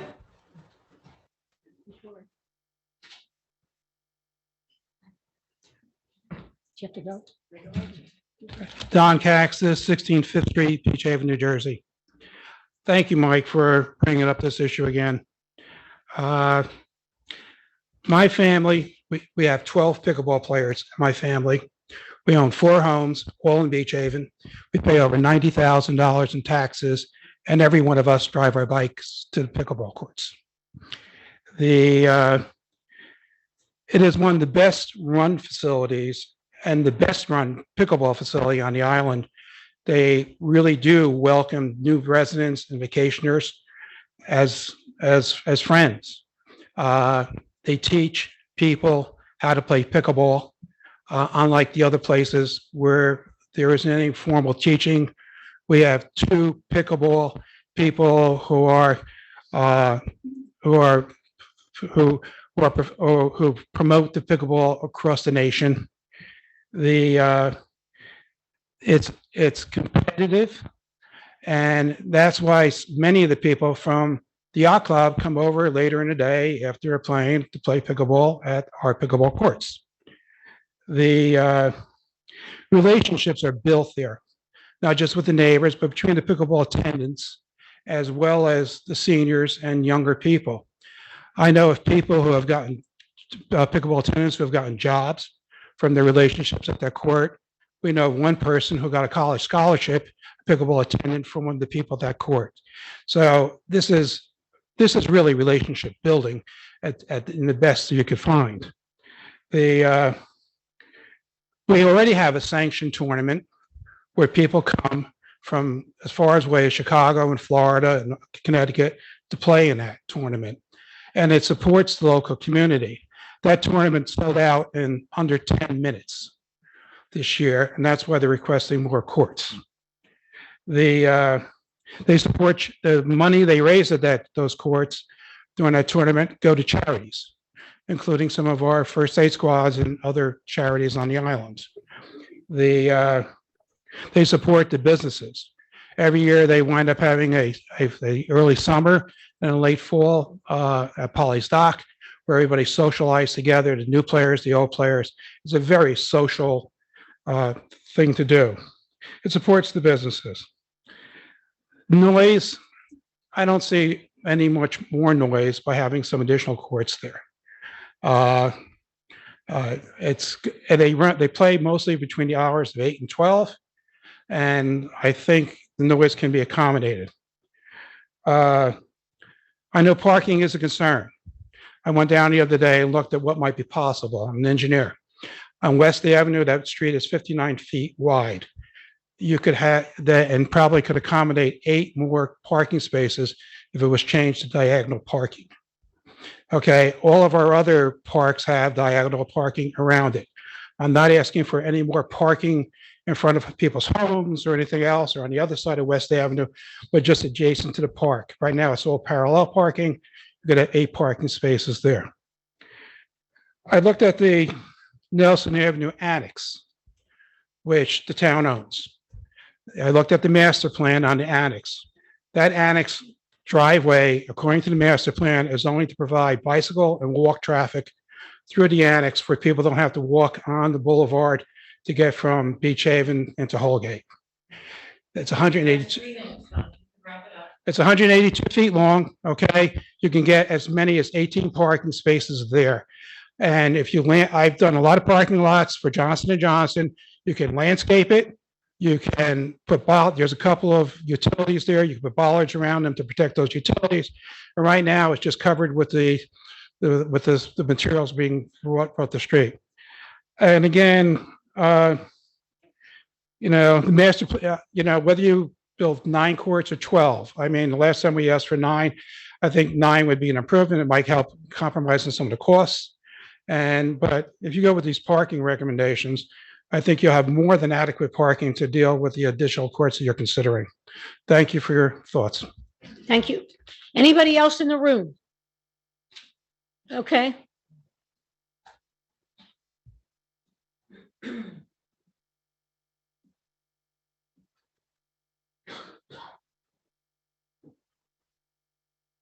John Halprin, 319 Fairview Avenue.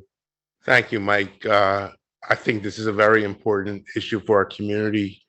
I think we should do everything in our power to attract more and more young people into our town. I think attracting more young people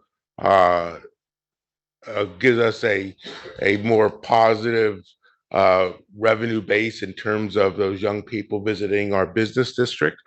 I almost equate this issue similar to what we just went through with the Queen City East and Queen City West proposal, and that is we have a problem in our town where the young people can't afford to live here. So we developed these COA units on West and East so they can afford to live here, including our own public works employees who service our community, and they can't afford to live here. So anything that we could do in our power to attract the young, whether it be the pickleball community or whether it be other matters, I'm really all in favor of. The last thing, and similar to what we went through with the developer's proposal, where both sides met, got together, and formed a consensus on what's acceptable for the community. I think we should hear all the concerns of the residents surrounding the pickleball courts.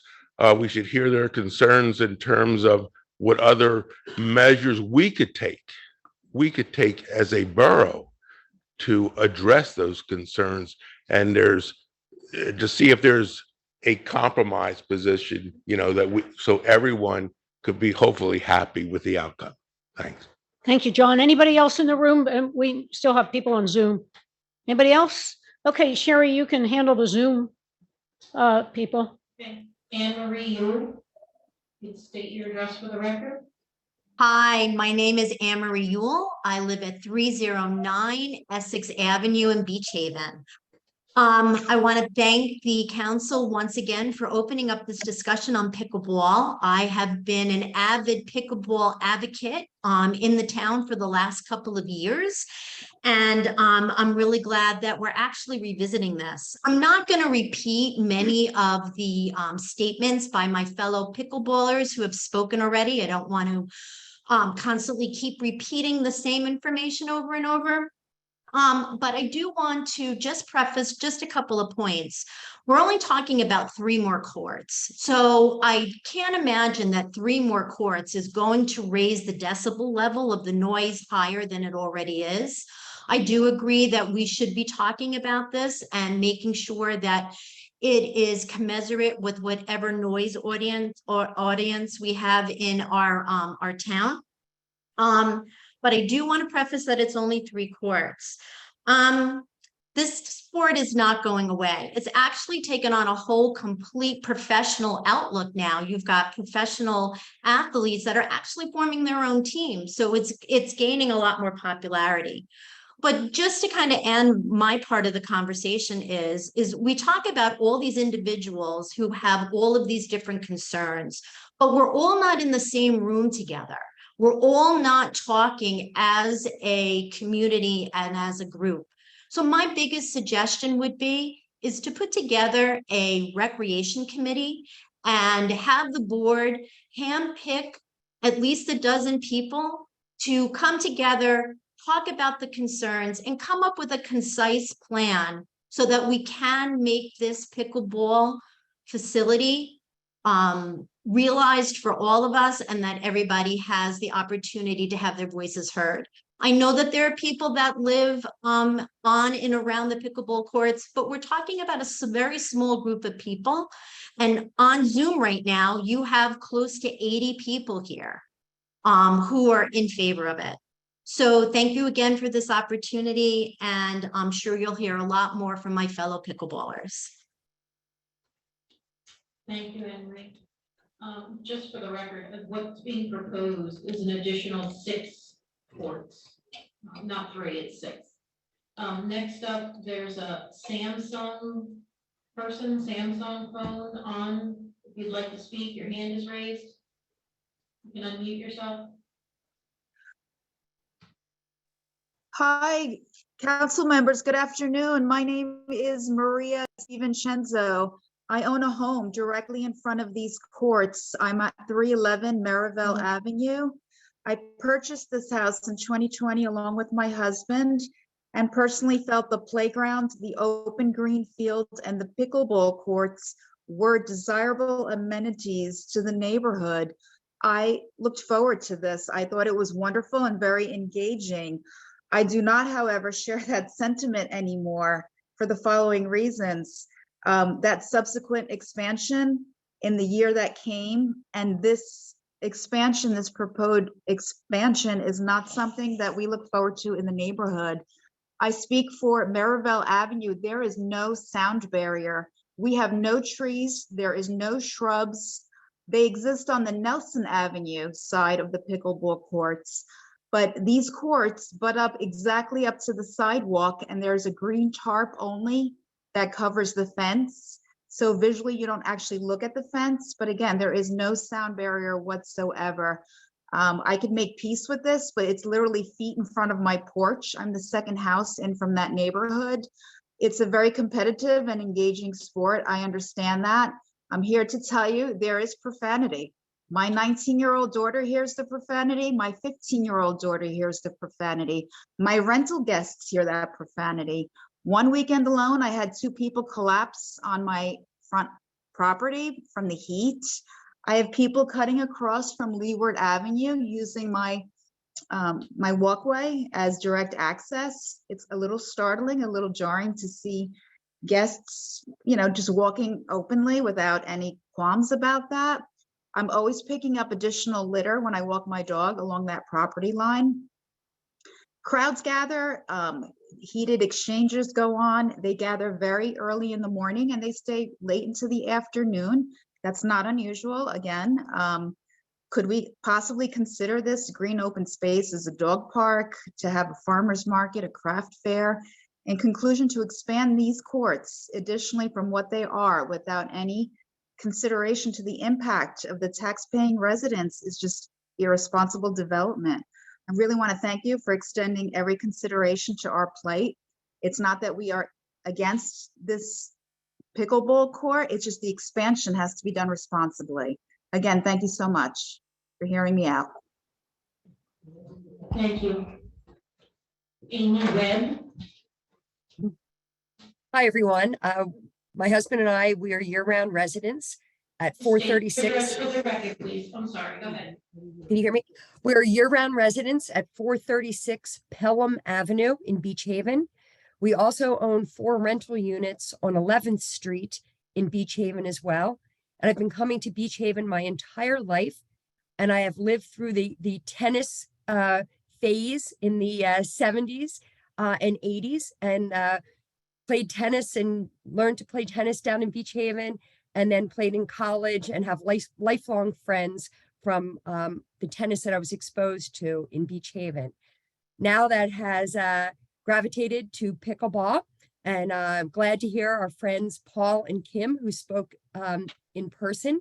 They're new friends that we've met through our pickleball that we have enjoyed at the Nelson Courts.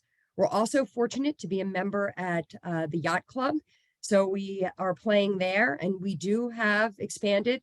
We will have 6 courts there. There's still a dual purpose court shared with tennis and pickle, but they'll have more permanent nets. But we do still enjoy coming to Nelson because of the level of play, the varied play, and again, expanding our friendships.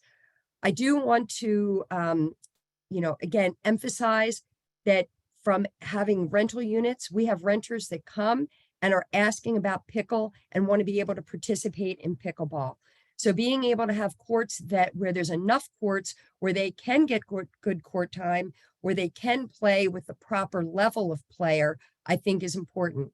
If anyone has gone to places like Naples, where they have enough courts where they can designate courts as beginner, intermediate, and advanced, it really helps promote good play, good camaraderie, and again, just a more friendly environment. So if we can have more courts, I think it'll really make Beach Haven a destination. So the other thing too, my family, we all play pickleball now. We certainly don't golf together or all play tennis together, but pickle is something that everyone can play.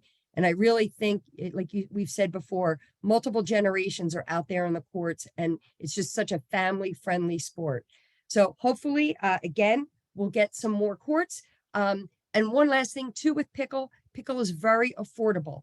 When you're in Beach Haven, particularly if you're a renter, very hard to get to golf. Golf is an hour drive off the island and expensive. Most people probably can't afford a boat or don't have a boat. And that's also expensive. But some of the things that are affordable are biking, pickle, and tennis. So with biking in Beach Haven, again, it can get a little monotonous. Do I go left or do I go right? But pickle, again, adds more athletic endeavors, and again, more variety. So I hope we at least add 3, ideally the 6 courts. So thank you for your time. Thank you. Wayne Folkart. Yeah, hi, my name's Wayne Folkart. I live at 410 Holyoke Avenue in Beach Haven. I hear a lot of wait and see. We should think about this some more. And I just want to emphasize, pickleball is no longer an untested or unknown sport or investment. Large sponsors, TV networks are currently investing heavily into the support. LeBron James has purchased a pro team. Tom Brady has purchased a pro team. Many of the national pickleball leagues have now merged. Prize money is up. The sport has got traction. And because of that, because it's now a proven investment, This is natural draw when thinking about planning new neighborhoods and developments. Country clubs are adopting, yacht clubs are adopting, vacation destination towns are building. And maybe the best example of this investment can be looked to our southern neighbor in Avalon, which I heard mentioned earlier. They had 10 courts that they built in 2018. The town supported pickleball and invested in pickleball and called this year the national tour and asked if they could be a stop on the national tour. The APP has agreed to that, in exchange for which Avalon will build 10 more courts to get to 20. What this means for Avalon is, based on the APP history, they bring a couple hundred pros into town and the hotels book guests. On average, 1,000 overnight stays in the host town for each tournament. Avalon's booked mid-September every single year. It's a proven investment and it works. I think we've heard a lot about how well it works in the community. And here, think about this. It uses very little geographic space for the number of people it entertains. For a town like Beach Haven, it's a no-brainer. It fits really well with our space requirements. I hear the neighbors and I understand that, and that makes this difficult. If we're serious about this, maybe we move tennis off of Walsh Field onto Nelson. It's quiet, it draws less parking, and it probably might suit the neighborhood better. And maybe we put pickleball at Walsh where there's plenty of space and we can get the full economic impact of the sport. To me, this is a no-brainer. I play at Nelson, take my comments for what they're worth, but the facts are around us. Thanks. Thank you, Wayne. Anne Flynn?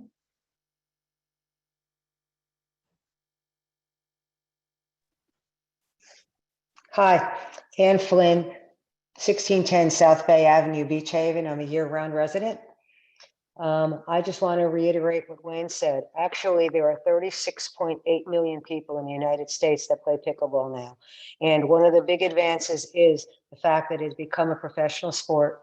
ESPN and CBS just simply signed a contract for hours of pickleball coverage nationwide. Pickleball is an amazing sport for the uniting of people. We have great events together. People have made lifelong friends. It is just an amazing sport that is easy for everyone to play. In fact, the best woman player in the country right now is a teenager. And it goes to show how you have a total intergenerational activity that will just enhance Beach Haven, will bring people to the town, will allow people to spend money in the community, in the stores and the businesses. It's just basically a no-brainer at this point.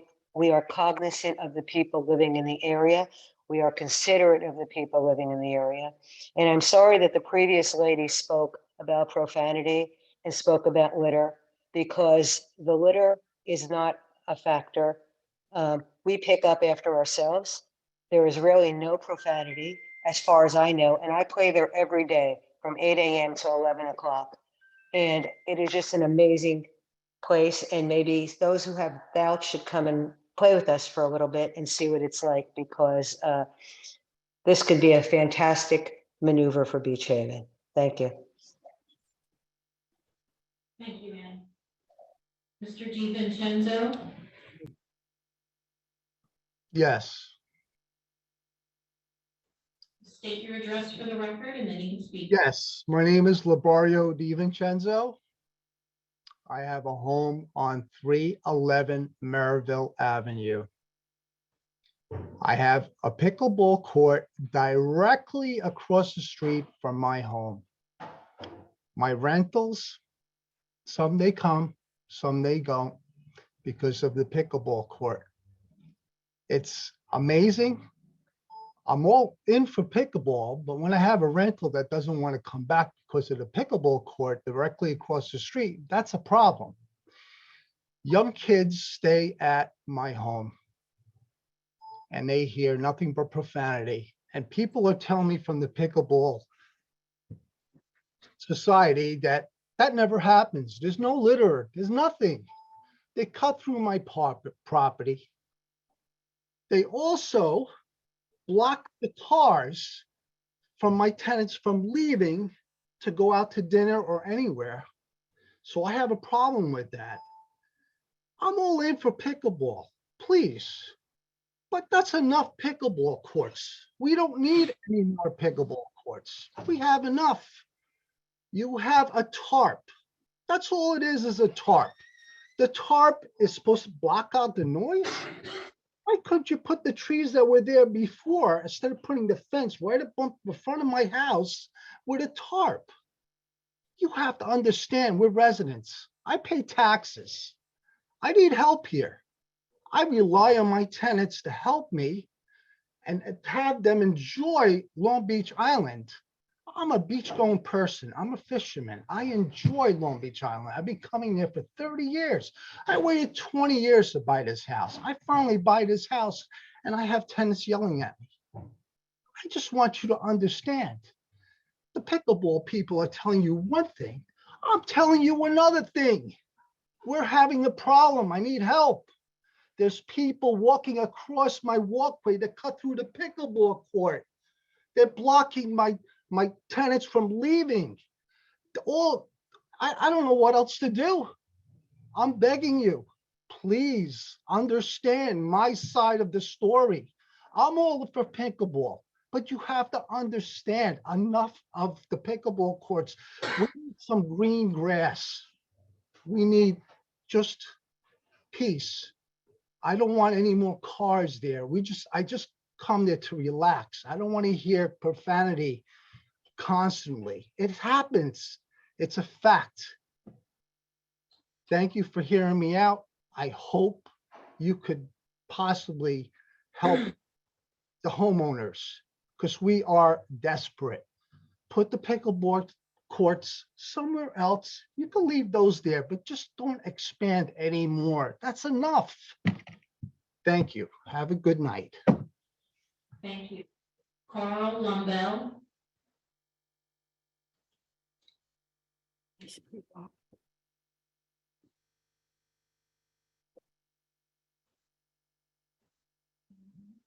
You have to have your hand up. Can you hear me? Yes. Okay. In the interest of time, I'll try to keep this as brief as possible. My name is Carl Lumbell. I live at 15 West 13th Street, North Beach Haven. I am the USAP ambassador for Long Beach Island and have been for the last couple of years. And along with my cohort in crime, Andy Jones, we are probably as responsible for the tremendous growth in pickleball on Long Beach Island. And I think it's fair to say that the sport is in good shape up and down the island, and particularly in Beach Haven. I do have want to change my tune here a little bit. The gentleman that just spoke, if he has a problem with profanity, which there might be some, all he has to do is come over to the shack and see either Andy or I, and I guarantee you we would address that problem immediately. As far as people crossing through his property, again, if he has a problem, if he comes over to the shack and lets us know, we will address that problem immediately. I have a hard time understanding how he has people parking in front and not letting his tenants leave the building, because we are always very conscious of the neighbors and make sure that people don't park where they're not supposed to. So it's a little bit of give and take. And I'm not saying that we're perfect, but we always address any problems that arise as soon as we can. Beach Haven and Nelson Park has really become the gold standard for pickleball on Long Beach Island. On any given day, we are overwhelmed, not overwhelmed, but we have more capacity of people than we have courts to play. We have paid for the sunshades and the poles of at Nelson Park, and have always tried to clean and make sure that we police the area. So that's another slam that's been against us that I don't think is very, very fair. I just wanted to also say that we have supported the businesses in Beach Haven. I think Don Cass has mentioned the get-togethers at Polly's Dock. We spent money at Chick's T-shirt, where we purchased shirts and hats over the last couple of years. They've been very, very popular. I also would say that as we go forward, there is new technology out there as it pertains to sound barriers, paddles, and balls. And this, we've heard this issue over and over again, and we would certainly be investigating what we can do to lower the noise barrier. I am friends with a gentleman who is a sound mitigator, and I have been told that the additional courts will not increase the sound levels that we have now that exist at the present time. Carl, that's our 3 minutes, okay? Okay, well, thank you very much. Again, I think there's a lot of misinformation that comes from some of these people. Thank you. I think we try to be as good neighbors as possible, and I know that we are good neighbors. Thank you very much. Thank you. I see a very patient gentleman with his physical hand up. If you could unmute yourself, state your name and address for the record. Mark Spulak, the owner of the Island Guest House Bed and Breakfast, 207 3rd Street in Beach Haven. At the Bed and Breakfast, we actually on our website promote pickleball. We have a webpage with things to do in Beach Haven that will attract people to Beach Haven, not only for ourselves, but for the other businesses as well. Well, when our guests come, they bring their own paddles. They come to go play pickleball early in the morning and then go to the beach. But very, very often we have guests come back very rejected, saying there's just too long of a wait there for us to play. They're probably used to playing pickleball where there's open courts all the time at their place. So what happens is then there are a lot of people in pickleball that play pickleball that would rather give up a vacation than give up pickleball. It's just the way it is. It's an addicting sport. So actually then that means that there are people who will not be showing back up the following year in Beach Haven for their vacation. It's a very important point because not only will the businesses be losing revenue in Beach Haven, but the borough of Beach Haven will be losing revenue as well. As you know, all hotels, motels, and bed and breakfast, you collect a 3% occupancy tax. And of that tax, of the people that aren't returning, that turns out to be a considerable amount of money that you will be losing because of the pickleball courts, which will pay for the occupancy tax alone, will pay for the pickleball courts down the road. So it's something that no one's really talked about, but I think you should sincerely consider that when guests aren't returning simply because of the pickleball courts. Thank you and have a great day. Thank you. Jennifer Tomlinson? Hi, 306 South Bay Ave, Beach Haven, New Jersey. I'm kind of the unpopular thing here, but I have to bring up the same concern. Yes, it's just 175 for this, and last month was 3 something for a skate park that was approved. But my main concern here is the council seems to have gone back and forth with individuals for, oh, well, it's an environmental concern if it's a threat to the dune system at all for an individual homeowner, over and over in past meetings, impervious coverage for individuals. But what about the coverage? The skate park, now more pickleball courts, a basketball court. I emailed about the skate park asking it and I didn't get an answer. What about the impervious coverage? Everyone comes here for the bay and the ocean. That's the real reason most people come to Beach Haven. And then these are all extra great things. But when we're continuously covering what little land we have left, what's the solution for this with impervious coverage?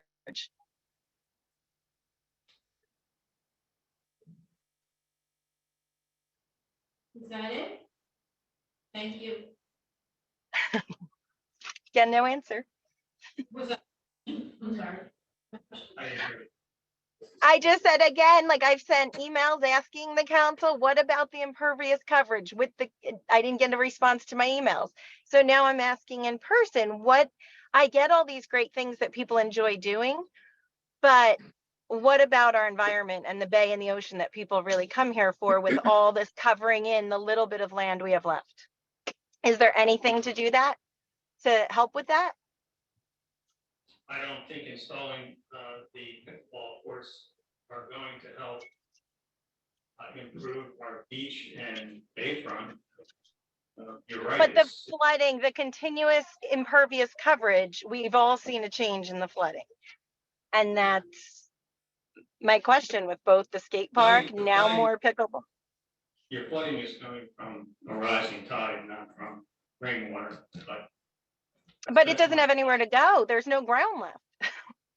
I talked to the Coastal Research Center at Stockton, and they told me that, I mean, I'm all for pervious coverage, but they told me that there's our water table so high that virtually there's very few places in town for the water to go into the soil and make any difference at all. Many places you might have an inch or so, the water table so high, and many places on Long Beach Island are really below the water table.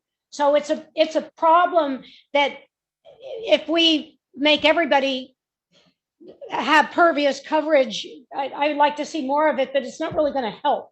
I do think there are things that can help, but we can get into that another time. But we're not talking about a huge amount of ground taken up. And I think when you do projects like this, you can also find some places where we can get rid of some of the macadam and create some permeable land. I mean, look at the schoolyard. That's totally paved in. I mean, it would be nice to be able to put grass there in some of the spots. So there's lots of areas in town. I think we could get rid of the macadam and put clamshells in or something like that. But let's save that for another day because it's getting late. And there's probably Okay, more and people- one more thing about that, I do think later meetings would be very nice. Not everyone works in a school or works in an area where they can just go on a Zoom. I think the later meetings would be helpful for people. And, we do provide our borough manager with a car so she can travel to and from safely. So I think that I would be in favor of later meetings to be able to make it in person. Thank you. Thank you. Andy Jones.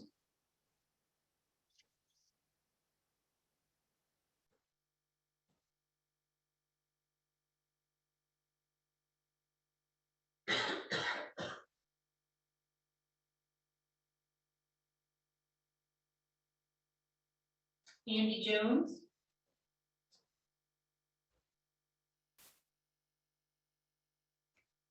Bill Trom. Sorry about that. Are you there? Go ahead, Andy. Okay, I was getting out of the car. I wanted to make sure I spoke. I worked at Nelson Courts for 2.5 months, 5 days a week. And can you hear me? Your address. We need your address. Oh, Andy Jones, 8 Cottage Court, Haven Beach, New Jersey. Thank you.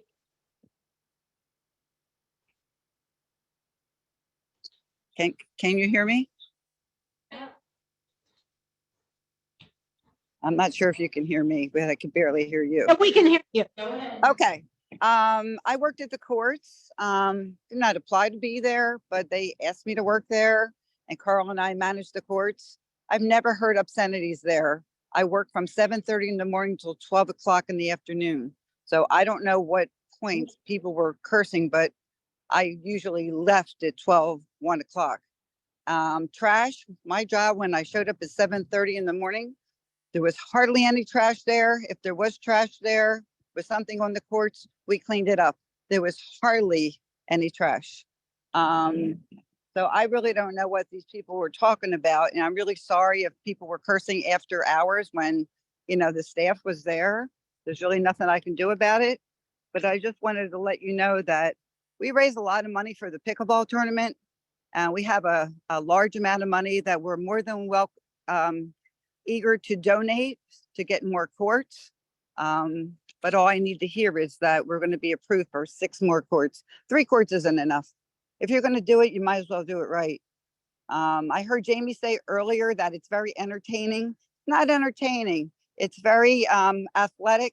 It's the quickest growing sport in America. Every year, another 1 million people are playing.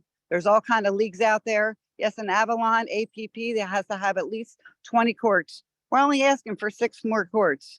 That's all I'm going to say. Thank you. Thank you. Bill Trom? It's actually Beverly Trom, 2306 South Bay Avenue, Beach Haven, New Jersey. As you're aware, our property abuts the pickleball courts. I don't have a problem with pickleball. I have a problem with the expansion of the courts, however. Unless you live next to a court, you have no idea what you hear all the time. On my end, did the barriers help? They helped a little bit. We also deal with a severe parking problem here. As my neighbors had stated, we are totally against expansion. We'd like to see open space stay in the middle. I know some people don't realize this, but there's a lot of children and families that play on that field all year round, not just the summer. I was always under the assumption that at night these properties would be locked up. They haven't been locked up. We have chased off of them numerous times, skateboarders, other kids just being reckless in there. If you're going to have a facility, you have to take care of it. I would hate to see our tax dollars have to continually go into maintaining these properties. And I agree with the woman who spoke about a committee that needs to get together from both sides before you consider this proposal. We had to do it for the hockey rink.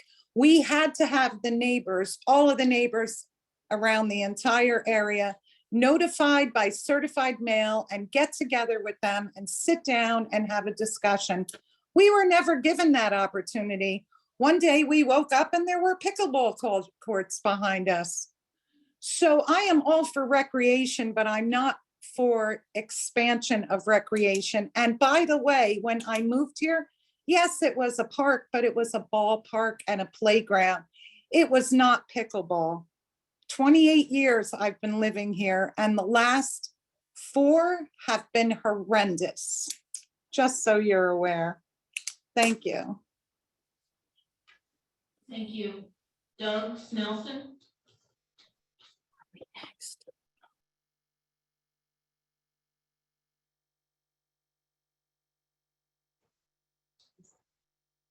Can you hear me? Just state your address. Yes, thank you. I live at 5300 Long Beach Boulevard in Grant Beach. I am not a Beach Haven resident. And when I look at Beach Haven, as do so many of my friends and neighbors, we look at Beach Haven as a community that displays an incredible amount of leadership. And it has a tremendous amount of amenities and restaurants and shopping.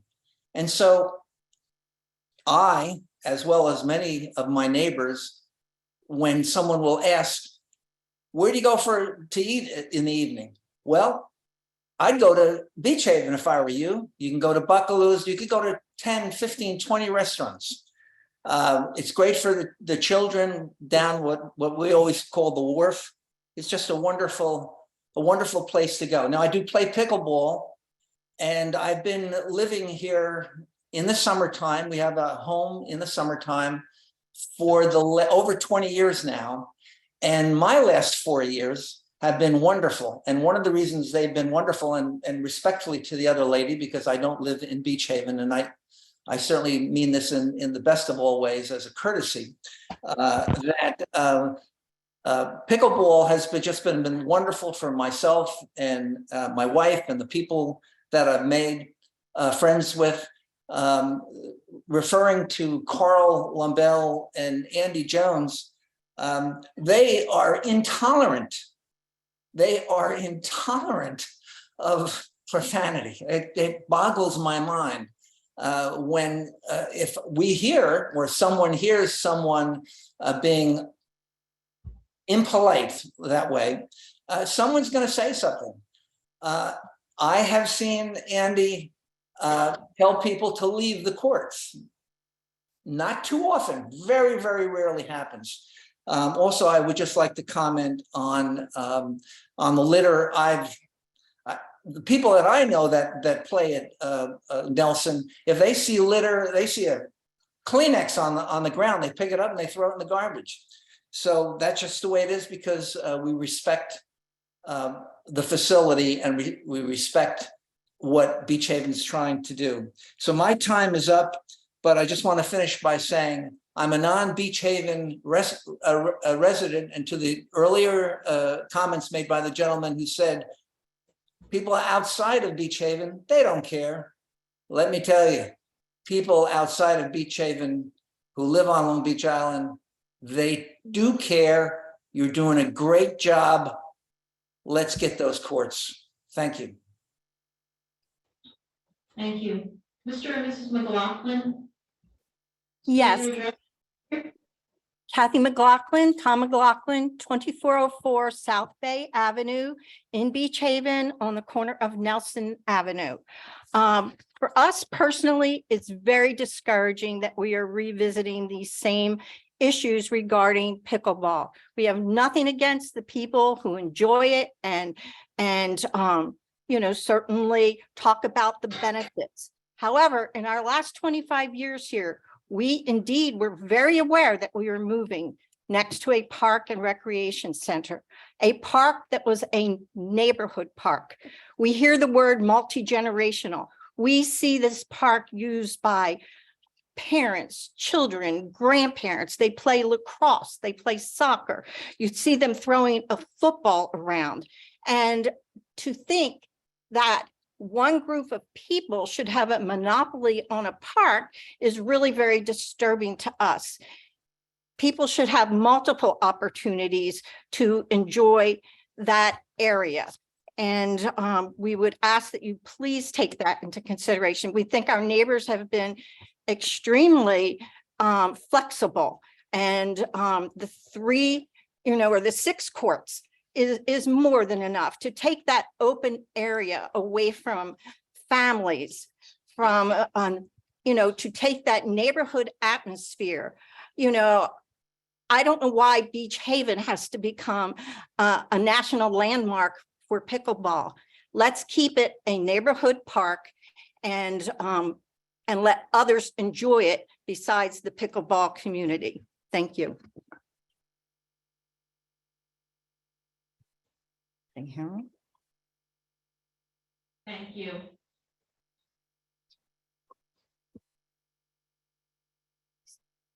Did you also want to speak, Mr. McLaughlin, or no? No, I just reiterate what my wife had said. I've been speaking to him for 52 years. It works. Okay, thank you. Theodore Lambert? Yes, hi, Theodora Lambert, 516 North Atlantic Avenue. And I'm going to get off pickleball for a second because I just want to make a short comment on later council meetings. Basically, right now, you're limiting yourself to retirees and school employees because people cannot attend 4 o'clock meetings. I remember not too long ago when they were discussing adding people to the library board, a huge push to add younger people. And shockingly, a prospective member's age was publicly announced at a meeting. The only way we're going to get younger people involved is by being able to have meetings when younger people can be at meetings, and that is after 5 o'clock when they get off work. So for transparency and for community involvement, I am all for later meetings. And lastly, I'd just like to thank the last year's council for not accepting the first proposal for the Queen City East and West, especially former council member Chris Rutherford. She was on this meeting. I'm not sure if she's still here, but she listened to Mr. Pagnata's plan and really liked it, but she also listened to the community members. And this is an example of what can happen when the council doesn't accept the first proposals. And I'd like to thank Mr. Pagnata for respecting Beach Haven and coming back with a plan that's going to work for the residents and all alike. So thank you, Mr. Pagnata, and thank you, council. Thank you. Is there anyone else on Zoom that would like to be heard that hasn't raised an electronic hand? You can unmute yourself right now and state your name and address.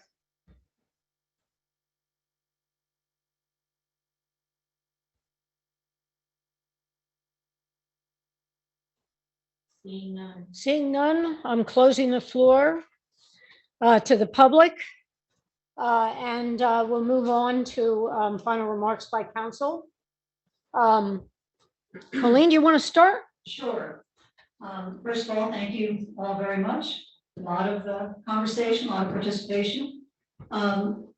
Jamie handed this to me on the way out, and that is that Beach Haven Elementary School is performing Little Mermaid tomorrow night at Surflight, 6 o'clock on Friday night, and then again Saturday at 3 p.m. I know Superintendent Leffler sent us an invitation, and he asked that you RSVP. I don't know that that's mandatory, but I would say try to make it. Thank you. Kitty? Thank you. I'm glad to see that we're all getting through the winter doldrums. We had a great turnout tonight. Thank you to everyone who spoke and came out. All of your input is very helpful to me. And I also am looking forward to seeing the Little Mermaid tomorrow, performed by the 6th grade in Beach Haven School. I think it's donation. Jimmy told me that that's how. So I encourage everyone to go. It should be really cute. And that's it. Mike? Thank you, everyone. This is obviously a topic that we need to discuss on pickleball. I wrote down everyone's names and comments, understanding concerns, and I'll be discussing it with the council members and see what kind of a consensus we can build on this. There are a few other projects that we're working on that I probably should know. One thing that I'm passionate about is building a kinder, friendlier Beach Haven. I think we can accomplish that by installing pedestrian crossing signs on all of our crosswalks that have traffic lights. We had approved before I became on council the replacement of 2 of our overhead traffic lights that are swinging on the cables with metal poles with crossing signs. And I've asked council if we can consider doing all 6 traffic lights at one time that are left here, so we minimize the disturbance for the construction. The county is paying for half of them all. Once they install, they are going to be maintaining them. I think it's a win-win situation for our town, and it's going to help in this drive and make it a friendlier, kinder place. I've asked the chief of police to enforce, if we can, motorists stopping for pedestrians that step off a crosswalk. We're going to try to enforce pedestrians using the crosswalks to cross the street. But particularly on the south end of town, where people are crossing to get to the beach and so forth, I want to see motorists stop and allow the pedestrians to cross. We're also working potentially on lowering the speed limit in town during the season. To that as well. I do like the low-speed vehicles. talked to the chief about it. I absolutely understand his concerns with the accidents on Home Bay Avenue. And I agree with the chief that, at least for now, we should not be considering having low-speed vehicles on Bay Ave. Otherwise, there's a whole list of things that we're working on. I appreciate time being here. I hope I can keep it. And I'll just make a couple comments because it's been a long meeting. But the tickets for the Firehouse dinner came out the other day. So don't forget that, to put that on your calendar. I think, what is it, the 18th of February. And it's over 100 dinner, over 100 years. The Firehouse has been doing this. So we're the oldest fire company in Ocean County. Outside of that, I just want to say thank you all for coming tonight and expressing your points of view. We do listen and take what you say seriously. And thanks our police force back there too, who really do a great job. And that's it. The meeting is adjourned. Thank you. Thanks.